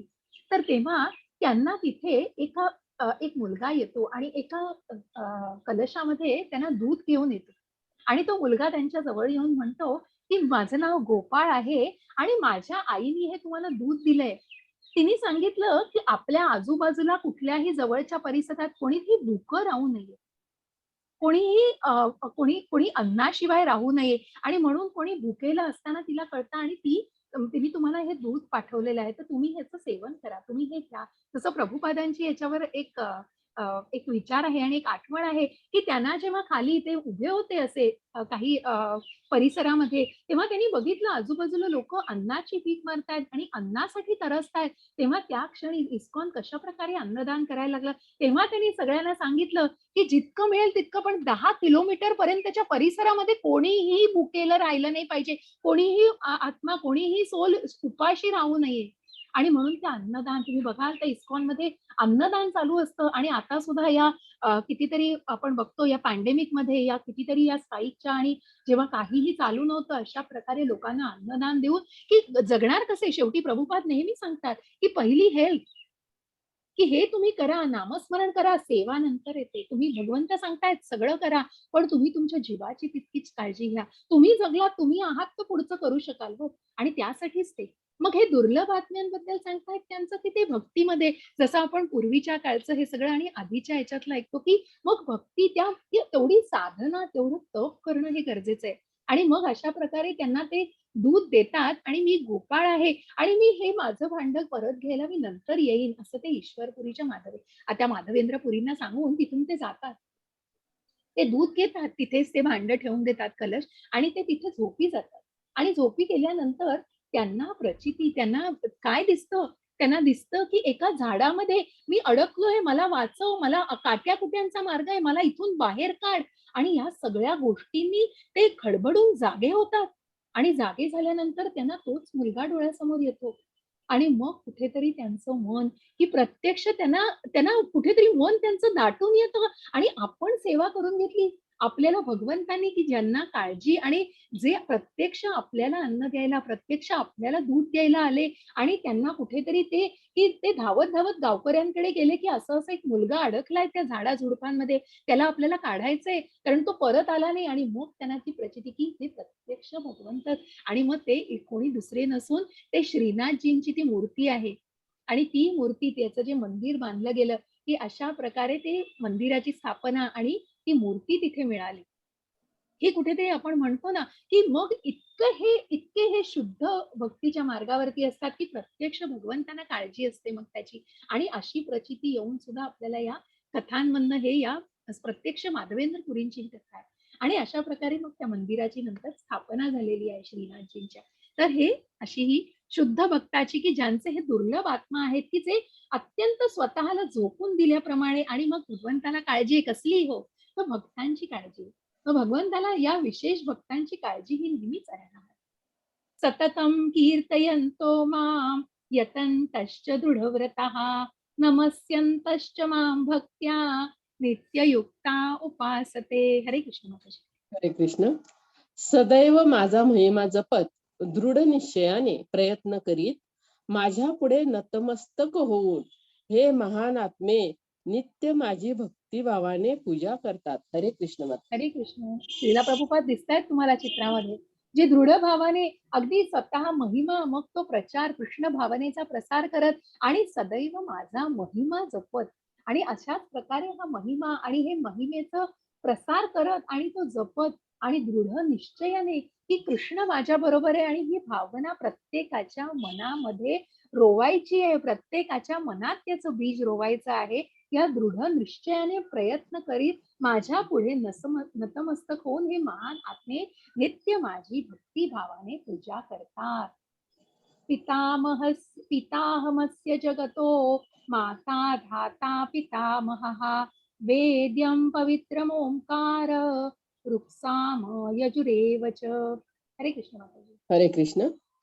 मी या विश्वाचा पिता आहे, आई, आधार आणि नातवंड आहे. मी ज्ञानाची वस्तू आहे, शुद्ध करता आणि ओम अक्षर आहे. मी क्ष आणि साम यजुर वेद देखील आहे. हरे कृष्ण माता. हरे कृष्ण. भगवंत सांगतायत, की मी या जगताचा पिता आहे. जसं मी मगाशी सांगितलं, की हे बीज भगवंतांनी पित्याचं बीज दिलेलं आहे आणि या प्रकृतीमध्ये ते रोवलेलं आहे. आणि प्रकृती ही त्या गर्भामध्ये रोवून हे प्रकृतीने मातेचं काम करून या प्रकृतीची आणि मग ती निर्मिती झालेली आहे. प्रत्यक्ष भगवंत याचे पिता आहेत आणि आधार आहेत, पितामह आहेत, ज्ञेय शुद्धीकर्ता ओंकार आहेत. तसेच सगळ्यांचे वेद, मग वेदांचा अंत, हे जे ऋग्वेद, अथर्ववेद, यजुर्वेद, सामवेद, या सगळ्याचं हे वेद देखील भगवंतच आहे. हे भगवंतांचं, जसं भगवंतांनी सांगितलं, की मी कुठे सापडेन, की मी पाण्याच्या चवीमध्ये आहे, बुद्धिमानांच्या बुद्धीत आहे, तसं भगवंत सांगतायत, की मी कशात, मी ज्ञानाची वस्तू आहे आणि मी शुद्ध करता आहे. मी ध्येय, मी पालन करता, गुरु, साक्षीदार, निवासस्थान, आश्रय आणि सर्वात प्रिय मित्र आहे. मी सृष्टी आहे, मी संहार आहे, सर्व गोष्टींचा आधार आहे, विश्रांतीची जागा आणि शाश्वत बीज आहे. बघा, कुठेतरी तुमच्या मनामध्ये काही कॉन्ट्राडिक्शन येऊ शकेल, जिथे भगवंत सांगतायत, मी निर्माण केलंय, पण मी याच्यामध्ये जसं अलिप्तता भगवंतांनी दर्शवलेली आहे, परंतु भगवंत काळजी घेतायत. कशाची काळजी घेतायत? तर मी पालन करता आहे भक्तांची. मग ज्या मार्गावरती, मग कुठल्या मार्गावरती जे मार्गस्थ आहेत, ज्यांचं काळजी घेणं आणि मग काळजी करून देणं आणि त्या पालन कर्त्याचं पालन स्वीकारणं, हे कोणाच्या हातात आहे हो? भगवंत ध्येय आहेत, पालन करता आहेत, आश्रय आहेत, सर्व गोष्टींचा आधार आहे, विश्रांतीची अशी जागा आहे आणि ते शाश्वत बीज आहे. मी उष्णता आहे, पाऊस आहे, दुष्काळ नियंत्रितही करतो मी. मी अमर आहे, मी मृत्यू देखील आहे, अस्तित्व आणि नसणं हे दोन्ही माझ्यामध्ये आहे. म्हणून उत्पत्ती आणि प्रलय हा भगवंतच करू शकतात. आणि मग हे सगळं करण्यामागचं कारण आहे, परंतु प्रत्यक्ष नाहीये त्याच्यामध्ये, अकर्ता आहे. आजन्म आहेत, अद्वितीय आहेत, त्याच्यापासून पूर्णपणे अलिप्त आहेत. आणि हेच कुठेतरी जाणून घ्यायचं आहे. आणि हे सगळे जाणण्यासाठी स्वभावाला कसं पाहिजे हो, मग तो अध्यात्म, या प्राकृत स्वभावाला कशा प्रकारे या मार्गावरती, आणि तो स्वभाव मूळ कशा प्रकारे ब्रह्माचा स्वभाव हा अध्यात्म आहे, हे जाणून घ्यायचं आहे. आणि हे जाणून घेतल्यावरच ही भगवंतांचं परमतत्व जाणार. हरे कृष्ण माताजी. जे वेदांचे अध्ययन करतात आणि सोमरस पितात, स्वर्गीय ग्रहांचा शोध घेतात, ते अप्रत्यक्षपणे माझी पूजा करतात. ते जन्म घेतात तिथे ते ईश्वरी आनंद घेतात. जेव्हा त्यांनी अशा प्रकारे स्वर्गीय इंद्रिय सुखाचा आनंद घेतला, तेव्हा ते पुन्हा नश्वर ग्रहावर परतले. अशा प्रकारे वैदिक तत्वाद्वारे ते केवळ चकचकीत आनंद प्राप्त करतात. हरे कृष्ण. हरे कृष्ण. बघा, हे कालच्याही अध्यायामध्ये आपण बघितलं की जे ऐहिक सुखाचा, मग जे वेदांचे अध्ययन करतात आणि सोमरस पितात, आणि मग ज्यांना फक्त वेदांचं अध्ययन करून ज्ञान घ्यायचं आहे, अप्रत्यक्षपणे माझी पूजा करतात, परंतु जे इंद्राच्या लोकी जन्म घेतात, जे पुण्य करतात, मग मी हे इतकं दान केलेलं आहे, इतकं सगळं केलेलं आहे, पण तिथे कुठेतरी कशाची कमतरता असते, कुठेतरी ती भावना, कुठेतरी ती कृष्ण भावना नसते. मग ते करताना अध्यात्माचा वेदांचा अभ्यास केलाय, पण जाणलंय का त्या परमतत्वाला? मग हे जर सगळं केलं नाहीये आणि ते पुण्य कर्म केलंय, तर मग स्वर्ग लोकावर जन्म घेतात, जिथे ईश्वरी आनंद मिळतो, पण पुन्हा ती सायकल खाली येते हो. ती सायकल ठराविक याच्यानं वर गेली ना, ती वर गेल्यावर जिथे संपतं ना, काही ठराविक चढ असेल, पण नंतर तो मार्ग पुन्हा उतारावर लागतो हो. कारण कुठेतरी संपतं, ते पुण्य क्षीण होतं, आणि मग पुन्हा कुठेतरी आहे, पण पुन्हा भौतिक जगामध्ये जन्म आहे. आणि म्हणून ते वर खाली जसं हे चक्राचं दाखवलंय, एकदा जाल, दोनदा जाल, भौतिक सुखांचा आनंद, पण परंतु पुन्हा पुन्हा जन्म, मृत्यू, जरा, व्याधी. मग या चक्रामध्येच अडकायचं असेल, तर मग तुम्ही स्वतःला फक्त त्याच तेवढ्याच ह्याच्यामध्ये ठेवा, आणि मग स्वतःच्याच इंद्रिय तृप्तीचा विचार करा, आणि फक्त सकाम कर्मामध्येच राहा. अशा प्रकारे स्वर्गीय इंद्रिय सुखाचा आनंद घेतला, तर पुन्हा नश्वर ग्रहावर, या पृथ्वी तळावर पुन्हा जन्म मिळतो. आणि मग वैदिक तत्वाधारी फक्त चकचकीत क्षणभंगूर, जे दिसताना खूप छान वाटतंय, ज्याचा खूप अगदी हे सुख, हे मला इतकं छान मिळालंय, हे मिळालंय ते, पण हे क्षणभंगूर आहे. आयफोन मिळालाय, मी आज घेतलाय, काही दिवसांनी तुटला की झालं हो. त्याचं कुठे राहतंय, मग कुठे गेला तो आनंद? कारण तो क्षणभंगूर आहे, ते सुख आहे, परंतु जे जे अगदी आपण म्हणतो आहे की ज्याचा जेव्हा या मार्गावरती जसा हा विचार करून जेव्हा तुम्ही स्वतःचं आत्मीय ज्ञान जाणाल, आणि स्वतःच्या आत्म्याला जाणून तो साक्षात्कार जेव्हा होईल की हे परमतत्व कशाने बनलंय आणि कशाचा अंश आहोत आपण, हे जाणून जेव्हा पुढे जाल, तेव्हा ते कुठेतरी कळेल, आणि तेव्हाच कुठेतरी या बंधनातून मुक्तीच्या मार्गावरती जाल, आणि तरच मग कुठेतरी भगवत धामाकडे प्राप्ती करण्यासाठी, तिथे मार्गस्थ होण्यासाठी ते होऊ शकतं. अनन्याश्चिंतयन्तो मां ये जना पर्युपासते तेषां नित्याभियुक्तानां योगक्षेमं वहाम्यहम्. हरे हरे कृष्ण. पण जे माझी भक्तिभावाने पूजा करतात, माझ्या दिव्य स्वरूपाचे चिंतन करतात, त्यांच्याकडे जे उणे आहे ते मी त्यांच्याकडे नेतो, आणि त्यांच्याकडे जे आहे ते जपतो. हरे कृष्ण माताजी. किती छान. किती छान आहे बघा, सगळं त्या अर्थातच दडलेलं आहे. जे भक्ती भावाने पूजा करतात, माझ्या दिव्य स्वरूपाचं चिंतन करतात, त्यांच्याकडे जे गुण आहे ते मी त्यांच्याकडे नेतो. मग तुमच्याकडे जे, म्हणून भगवंत तुम्हाला पाहिजे आहे ते नाही मिळणार, पण जे तुमच्याकडे योग्य, तुम्हाला जे आवश्यक आहे, जे गुण आहे तुमच्याकडे, ज्याची खरंच आवश्यकता भगवंताला जाय, इच्छा कोणाला पाहिजे हो, भगवंताला इच्छा पाहिजे. आणि ती इच्छा कशा प्रकारे, मग त्या मार्गावरतीच मिळेल.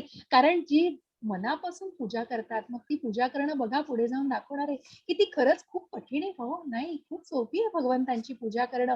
आणि म्हणून त्यांच्याकडे, या भक्तांकडे ते खूप विशेष. आणि मग LIC सारखं आहे ते, जिंदगी के साथ भी जिंदगी के बाद भी योगक्षेमम वहाम्यहम्. बघा, कारण ही खरी हे आहे की तुम्ही आता जेवढं, ही पुंजी आहे हो तुमची, आणि म्हणूनच ती तुम्ही जितकं भक्ती मार्गावर, ही इन्व्हेस्टमेंट आहे, ती करत राहा.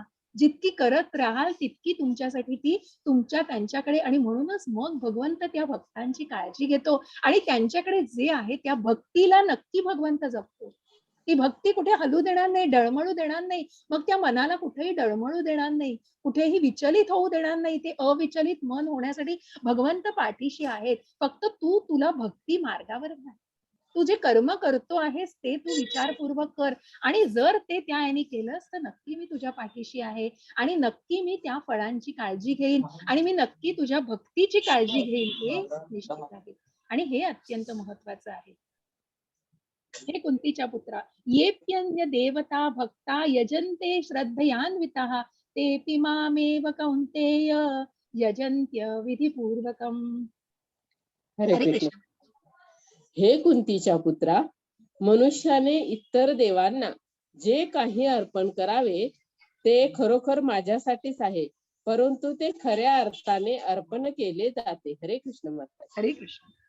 बघा, मूळ म्हणजे आपण म्हणतो ना की वृक्षाच्या, एखादी वृक्ष आहे, त्या वृक्षाच्या मुळाशी पाणी घातलं तर ते वृक्ष पूर्ण होणार हो, तो वृक्षाची वाढ होणार. तुम्ही फक्त झाडांना, तुम्ही फक्त पानांना घालाल का हो पाणी, तर तो वृक्ष होणार आहे मोठा?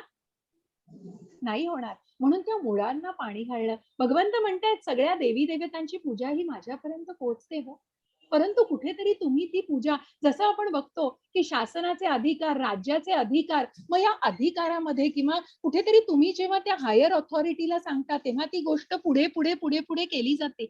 आणि तशाच प्रकारे भगवंत सांगतायत देवी देवतांची श्रद्धा, देवी देवतांचं नामस्मरण करून ती श्रद्धा दृढ करण्यासाठी, मग ते मनापासून करण्यासाठी तुम्ही माझी पूजा करा, आणि जे कराल ते मनापासून करा. मनुष्याने इतर देवतांना जे काही अर्पण करावे ते खरोखर माझ्यासाठीच आहे, ते भगवंतांना अर्पण होतंय. मग तुम्ही करा, तुम्ही पूजा मनापासून, मग ती कुठेतरी दृढ श्रद्धा होण्यासाठी नामस्मरण. आणि मग या भक्ती मार्गाचा महिमा भगवंत सांगतायत. ते खऱ्या अर्थाने ते अर्पण केलं जातं, आणि ते खऱ्या अर्थाने अर्पण करण्यासाठी म्हणून वृक्षाच्या मुळाला पाणी घाला. नुसतं झाडं, पानं, फुलं यांना तुम्ही पाना फुलांना पाणी घालून ते झाड पूर्ण वाढणार नाही, तर तुम्ही मुळापासून त्याच्या झाडाची वाढ करा. त्या बीजापासून त्या मुळांना पाणी दिलं आणि तशा प्रकारे खत पाणी दिलं, तशा प्रकारे तुमची श्रद्धा वाढवली, तर ती नक्कीच माझ्यापर्यंत येऊन पोहोचते आहे. आणि मग ती श्रद्धा काही मग कशा प्रकारे केली जाते बघा. यान्ति देवव्रता देवान् पितृन्यान्ति पितृव्रतः भूतानि यान्ति भूतेज्या यान्ति मद्याजिनोऽपि माम्. हरे हरे कृष्ण. कृष्ण. जे देवतांची पूजा करतात ते देवतांमध्ये जन्म घेतील. जे भूत आणि आत्मा यांची पूजा करतात ते अशा प्राण्यांमध्ये जन्म घेतील. जे पूर्वजांची पूजा करतात ते पूर्वजांकडे जातात, आणि जे माझी उपासना करतात ते माझ्या बरोबर राहतील. हरे कृष्ण माताजी. हरे कृष्ण. भगवंत सांगतायत मानसिक अवस्थेने की मग देवी देवतांची पूजा केली जाईल, स्वर्गलोकाची प्राप्ती केली जाईल, आणि मग जे भूत योनी ज्या कोणाची पूजा करतायत आणि त्या पूजा केल्यानंतर ते त्या प्राण्यांमध्ये जन्म घेतात. मग जसं आपण बघतो की जसं स्मरण केलं जातं तशा प्रकारे तो पुढचा जन्म घेतला जातो, आणि तशा प्रकारे मग आपण बघतो की किती किती लोक की कुठली कुठल्या वेगवेगळ्या वस्तू, वेगवेगळ्या गोष्टींची पूजा करतात, आणि मग कुठल्याही वाईट भावनेने सुद्धा पूजा केली जाते, आणि मग त्यांचे जन्मही त्याच प्रकारे मिळतात त्यांना. ज्या प्रकारे ते कुठल्याही ह्याची पूजा करतायत, ज्या मनामध्ये भावना आहेत, ज्या श्रद्धेने त्या गोष्टी केल्या जातात, मग त्याच मार्गाला ते लागतात, आणि त्याच मार्गावरती मार्गस्थ होतात पुढच्या जन्मासाठी. आणि मग ती पूजा करणं, आणि मग ते कशाची पूजा करतात हे जाणणं, आणि म्हणूनच इथे साधू शास्त्र आणि याचा महत्व आहे की हे खूप जाणणं. वेदशास्त्र, साधूशास्त्र आणि गुरु, गुरु हे अत्यंत महत्वाचे. आणि मग कशाची पूजा करताय, कुठल्या भावनेने करताय हे अत्यंत. मग जे भगवंतांची उपासना ज्या भावनेने करतील ते भगवंतांच्या धामाला जातील. आणि जरी आपण म्हटलं देवी देवतांची पूजा, इंद्रांची, या सगळ्या अहितांची पूजा करून स्वर्गलोकाची प्राप्ती करून पुन्हा पुण्य क्षीण झाल्यानंतर भौतिक जगामध्ये परत यायला लागणार आहे.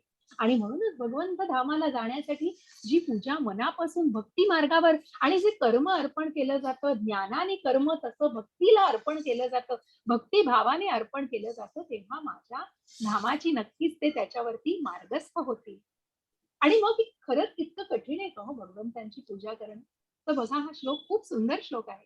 पत्रं पुष्पं फलं तोयं यो मे भक्त्या प्रयच्छति तदहं भक्त्युपरुत्तं वश्नामि प्रयतात्मनः. हरे कृष्ण माताजी. हरे कृष्ण माताजी. जर कोणी मला प्रेमाने आणि भक्तीने एखादे पान, फूल, फळ किंवा पाणी अर्पण केले तरी मी ते स्वीकारेन. हरे कृष्ण माता. हरे कृष्ण. काही नको हो भगवंताना. भगवंतांकडे इतकं आहे. भगवंत श्रीमंत आहेत सगळ्यांनी. ऐश्वर्य आपण भगवंतांचं बघितलंय, कुठे नाहीये भगवंत. आणि म्हणूनच भगवंतांची पूजा करणं इतकं कठीण नाहीये. एक फळ द्या, एक पुष्प आणि एक पान वाहिलं, तुळशीचं एक पान जे भगवंतांना खूप प्रिय आहे. असं एक तुळशीचं पान किंवा मनापासून एक पाण्याचा एक अर्घ्य दिलं तरीही भगवंतांना ते हवंय. भगवंत त्याला सगळ्याला स्वीकार करतायत. भगवंत काय, अशा ठिकाणी एक गोष्ट खरोखर तुम्हाला सांगेन की कशी, तर विदुराच्या पत्नीची गोष्ट आहे. जेव्हा दुर्योधन बोलवतो श्रीकृष्णांना, पण कुठेतरी कपटीपणा माहिती असतो दुर्योधनाचा त्याला, आणि म्हणूनच त्या आमंत्रणाला न स्वीकारता भगवंत विदुराकडे जातात. आणि विदुराची पत्नी त्यांचं स्वागत करते. विदुर नसतात तेव्हा घरी, आणि विदुरांची पत्नी स्वागत करते. आणि भगवंत आलेत हे बघूनच तिची दृष्टी इतकी हरकते की मग बघा, जनार्दन म्हणजे आपण ती भगवंतांना एक केळं देते, आणि ते केळं देताना ते केळं सोलते आणि भगवंतांना साल देते आणि स्वतः केळं खाते. आणि ते केळं टाकायचं का हे करायचं हे सुद्धा मन, कारण मन पूर्ण भगवंतांमध्ये, की आपल्याला भगवंतांचं दर्शन होत आहे, आणि मग ते सालही भगवंत आनंदाने स्वीकारतात. बघा की भावात, मला तो शब्द आठवत नाहीये, की भावी जनार्दन, की भाव जनार्दन, अशा प्रकारे भाव, मनामधला भाव भगवंतांपर्यंत पोहोचलाय, की इतकी हरकली की प्रत्यक्ष श्रीकृष्णांचं दर्शन झालेलं आहे. आणि म्हणून हे पत्रम पुष्पम फलम तोयम, आणि भगवंताला म्हणून जे काही मनापासून द्याल ते मनापासून भगवंत त्याचा स्वीकार करतात. आणि म्हणून एखादं पान द्या, एखादं फूल वाहा, एखादं पत्र, एखादं फळ भगवंताला मनापासून अर्पण करा किंवा पाणी अर्पण करा. मग असा अगदी 56 भोग नैवेद्य दाखवायची खरंच अगदी भगवंताला काही नकोय हो. तुम्ही 2 हात तिसरं मस्तक ठेवून तुम्ही भगवंताला जे अर्पण कराल ते भगवंत स्वीकार करतात. यत् करोषि यदश्नासि यज्जुहोषि ददासि यत् तपस्यासि कौन्तेय तत्कुरुष्व मदर्पणम्. हरे कृष्ण. हरे कृष्ण. हे कुंती पुत्र, तू जे काही करतोस, जे काही खातोस, जे काही अर्पण करतोस आणि दान करतोस, तसेच तू जे काही तपस्या करतोस ते सर्व मला अर्पण म्हणून करावे. हरे कृष्ण माता. असं भगवंतांनी सांगितलंय की तू जे खातोस त्याचा नैवेद्य दाखव, जे काही अर्पण करतोस, दान करतोस, परंतु जे तू कर्म करतोय, जी तू तप करतोय, साधना करतोय, ती तू मला अर्पण कर. आणि शेवटचा श्लोक खूप सुंदर आहे याच्यासाठी, की ही अर्पण करणारी, की तुझी ही जी प्रार्थना आहे ती मला अर्पण कर, आणि म्हणूनच हे सगळं मला अर्पण करावे. हे भगवंत सांगतायत. सम्मोहम सर्वभूतेषु न मे द्वेषोऽस्ति न प्रियः ये भजन्ति तू मां भक्त्या मैते तेषु चाप्यहम्. हरे कृष्ण माताजी. मला कोणाचाही हेवा वाटत नाही किंवा मी कोणाचाही पक्षपाती नाही. मी सर्वांसाठी समान आहे. पण जो माझी सेवा भक्तिभावाने करतो तो मित्र आहे. तो माझ्यात आहे आणि मीही त्याचा मित्र आहे. हरे कृष्ण माता. हरे कृष्ण. तसं मगाशी भगवंतानी की तू कर्म कांड करू नकोस, तू जे करतो आहेस ते तू मला अर्पण कर. म्हणजे तू जे काही करणार आहेस, की तुला जी इच्छा मनामध्ये आहे, की जे काही तू तप आणि जी काही भक्ती करतोय, जे भावनेने करतोय ती मला अर्पण कर. मग ते कर्म योग असू देतो, आणि ते स्वतःसाठी नको करू, तर तू ते मला अर्पण कर. आणि कशा प्रकारे, मला कोणाचाही हेवा वाटत नाही, मी कोणाचाही पक्षपाती नाहीये. मग कुठल्याही प्रकारचा, जसं मी म्हंटल, मग तो क्षत्रिय असू दे, तो ब्राह्मण असू दे, तो क्षूद्र असू दे, तो वैश्य असू दे, भक्तीच्या मार्गावरती कुणालाही आडकाठी नाहीये. आणि मी कुणाचाही पक्षपात करत नाहीये, मी सर्वांसाठी समान आहे. मग तो एक ब्राह्मण आणि चांभार, याची सुद्धा मी नंतर उद्याच्या अध्यायाच्या अनुसरून आहे ती गोष्ट सांगेन, की मग कुठल्याही धर्माचं नाही, कुठल्याही जसं हा चातुर्वर्ण तयार केलं गेलंय ते फक्त कर्मासाठी हो. ही विभागणी कर्मासाठी, पण कुठेही भगवंताकडे याचा पक्षपात नाहीये. मग कुणीही भक्ती केली तरी ती हरिदास ठाकूरांनी केलेली भक्ती असू दे किंवा मग कुठल्याही व्यक्तीनी, आणि मग ती भक्ती जसं त्यांना नामाचार्य म्हणून म्हटलं जातं, की मग इतकं भक्तीमध्ये स्वतःला की कुठेतरी एक दृढ वचन, कुठेतरी मग ती दृढता दिसली पाहिजे. भगवंताना काय हो नियम एवढेच आहेत मग, की तुमच्या मनातलं भाव, तुमच्या मनातली श्रद्धा ही महत्वाची आहे. आणि म्हणून पण जो माझी सेवा भक्तिभावाने करतो तो मित्र आहे, तो माझ्यात आहे आणि मीही त्याचा मित्र आहे. आणि म्हणूनच जो भगवंतांना कोण प्रिय, जो भगवंत, ज्याला भगवंत प्रिय आहे तो भगवंतांनाही तितकाच प्रिय. जसं आपण म्हणतो जसा भाव तसा देव. आपण आधी बघितलं की तशा प्रकारे भगवंतही करतात. बलरामांचे पाय चेपताना आपण आधीच्या अध्यायात बघितलं की भगवंतही त्याचप्रमाणे आपल्या भावाची सेवा करतात. गायींना जसं गायी त्यांना अगदी प्रेम देतात, तसं भगवंतही गोविंद आहे की ते गायींना तितकीच माया लावतात, तितकंच प्रेम देतात. आणि असंच भगवंत ही माया प्रेम निभावतात. जसं शिशुपाल, जसं हे तुम्ही, की मग ते शत्रुत्व तर शत्रुत्वाप्रमाणेच भगवंतांनी, कारण ती आसुरी भावना होती, ती मत्सराची द्वेषाची भावना सुद्धा तितक्याच प्रकारे नाश केलेली आहे. आणि अशा प्रकारे म्हणून की जे भगवंतांच्या भक्तीमध्ये आहेत ते भगवंतांना, मग ती भक्ती, तो भक्तिभाव आणि ते भक्त भगवंतांना विशेष आहेत. तो भगवंतांचा प्रिय सखा आहे आणि भगवंतांमध्ये आहे आणि भगवंतही त्याचे प्रिय सखा आहे. अपि चेत् सुदुराचारो भजते मामन्यभाक् साधुरेव समन्तव्यः सम्यक् व्यवसितो हि सः. हरे कृष्ण. हरे कृष्ण. जरी एखाद्याने अत्यंत घृणास्पद कृत्य केली तरी तो भक्ती सेवेत गुंतला असेल तर तो योग्य स्थितीत असल्यामुळे त्याला संत मानले पाहिजे. हरे कृष्ण. हरे कृष्ण. जो वाल्याचा वाल्मिकी झाला हो, हत्या केली, वाटेल तसं बोललं, त्या ऋषींची मोक्षारी की ज्यांनी अर्धवट प्राण्यांना मारलं पण नंतर भक्तीच्या मार्गावर आलं. कुठेतरी कुठेतरी त्यांना उपरती झालेली आहे आणि कुठेतरी दिव्य ज्ञानाने उपरती झालेली आहे. आणि म्हणूनच जरी त्यांना कुठल्याही वाईट मार्ग आणि वाईट कृत्य केली तरी पण ते त्यांना भक्तीच्या मार्गावर आल्यानंतर त्यांना निश्चितच ती माफी असते. त्यांना निश्चितच त्या मार्गावरती मार्गस्थ त्यांना ऍक्सेप्ट केलं जातं, त्यांचा स्वीकार करून मग त्यांना नक्कीच संत म्हटलं पाहिजे. आणि नक्कीच मी त्याविषयीची तुम्हाला अजून एक दोन कथा आहेत त्या सांगेन. जसं वाल्यांचे वाल्मिकी झालेले आहेत त्याचप्रमाणे कशा प्रकारे या शुद्ध भक्तीमध्ये मग वाईट कृत्य करून सुद्धा चांगल्या मार्गाला, भक्तीच्या मार्गाला जे लागलं. क्षिप्रम भवन्ति धर्मात्मा शश्वन् शांती निगच्छ श्वश्व शांती निगच्छति कौन्तेय प्रतिजानीहि न मे भक्तः प्रणश्यति. हरे कृष्ण. हरे कृष्ण. तो त्वरित नीतिमान बनतो आणि शाश्वत शांती प्राप्त करतो. हे कुंती पुत्र, माझ्या भक्तांचा कधी नाश होत नाही हे धैर्याने सांग. हरे कृष्ण माता. हरे कृष्ण. बघा नरसिंहाची गोष्ट आपण परवा पण कालच्याही अध्यायात मी उल्लेख केलेला की भक्तांचं रक्षण भगवंत करतायत, मग या भक्ताचा नाश होत नाही. मग हिरण्यकश्यपूने एवढे वेळा मरणाच्या यातना दिले असून सुद्धा प्रल्हाद महाराज डगमगले नाहीत, कारण भगवंतांनी रक्षण करणार होते, भगवंत नाश होऊ देणार नव्हते अशा भक्ताचा. आणि म्हणूनच प्रत्यक्ष प्रकट होऊन त्यांनी या भक्ताचं रक्षण केलेलं आहे. आणि या भक्ताचा, या भक्तीचा कधीही नाश होत नाही. या भक्ताला कधी कुठलाही धोका नसतो, कारण तो इतका दृढ भक्तीमध्ये विलीन झालेला असतो, स्मरणामध्ये भगवंतच असतात. आणि अशा प्रकारे ही शाश्वत शांती त्यांनी प्राप्त केलेली असते. आणि नंतर प्रल्हाद महाराजांना एवढ्या लहान वयामध्ये सिंहासनावर बसवलं जातं. मां हि पार्थ व्यपाश्रित्य येऽपि स्युः पापयोनयः स्त्रियो वैश्यास्तथा शूद्राः तेऽपि यान्ति परां गतिम्. हरे कृष्ण. हरे कृष्ण माताजी. हे पृथाच्या पुत्रा, जे माझा आश्रय घेतात जरी ते निम्न जन्म असले तरी स्त्रिया, वैश्य, व्यापारी तसेच शूद्र कामगार सर्वोच्च स्थानापर्यंत पोहोचू शकतात. हरे कृष्ण माता. जसं सांगितलं की त्याचा कुठलाही प्रभाव नाही. भगवंताला सगळे, कुठलाही पक्षपात नाहीये भगवंतांकडे.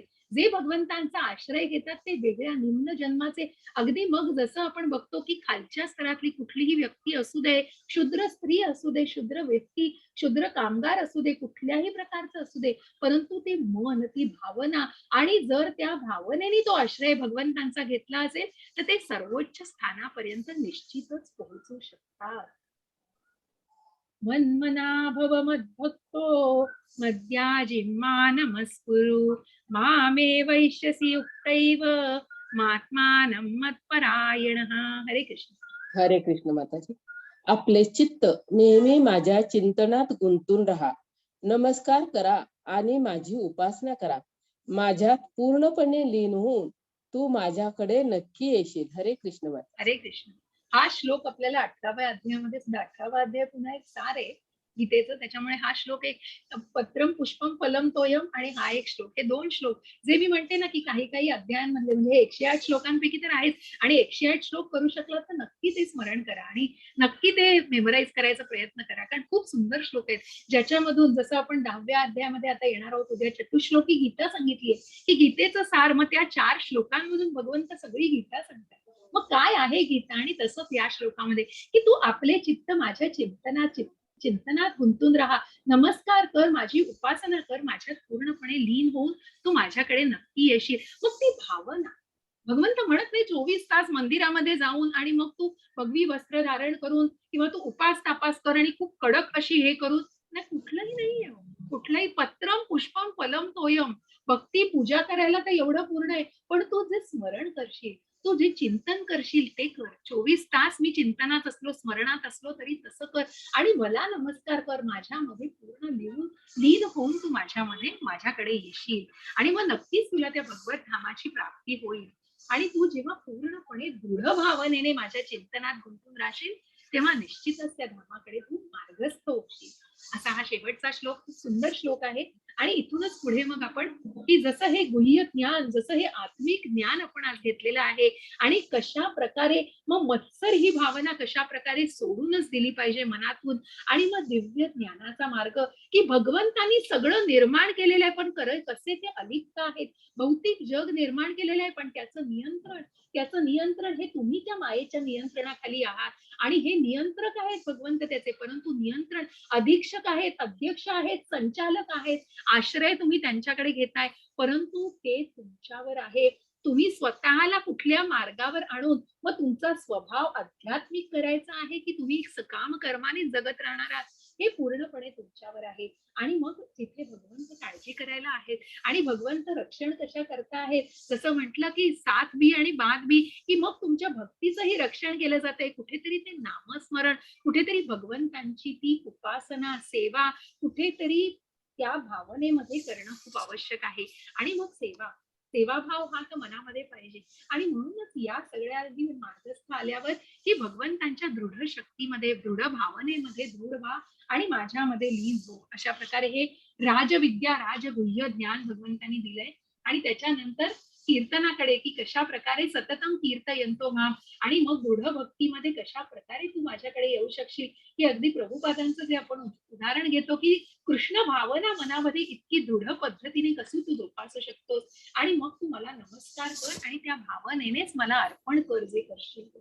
अशा प्रकारे या राजगुह्य ज्ञानाची, मग हे सगळे भक्तीचे मार्ग आहेत. हो, जसे हे 7 ते 12 हे सगळे भक्ती योगाकडे मार्ग आहेत, हे भक्तीचा योग. आणि मग ही भक्ती कशा प्रकारे करावी हे प्रत्यक्ष भगवंत या अध्यायामधून सांगतायत, प्रत्येक अध्यायामधून. हरे कृष्ण. थोडा पुढे जातो अध्याय काही वेळेला, परंतु खूप खूप चांगले श्लोक आहेत काही. आणि मी पुन्हा पुन्हा सांगेन की तात्पर्य वाचा. कुणाला काही शंका असतील तर प्लीज. रेकॉर्डिंग म्यूट करा. थँक्यू.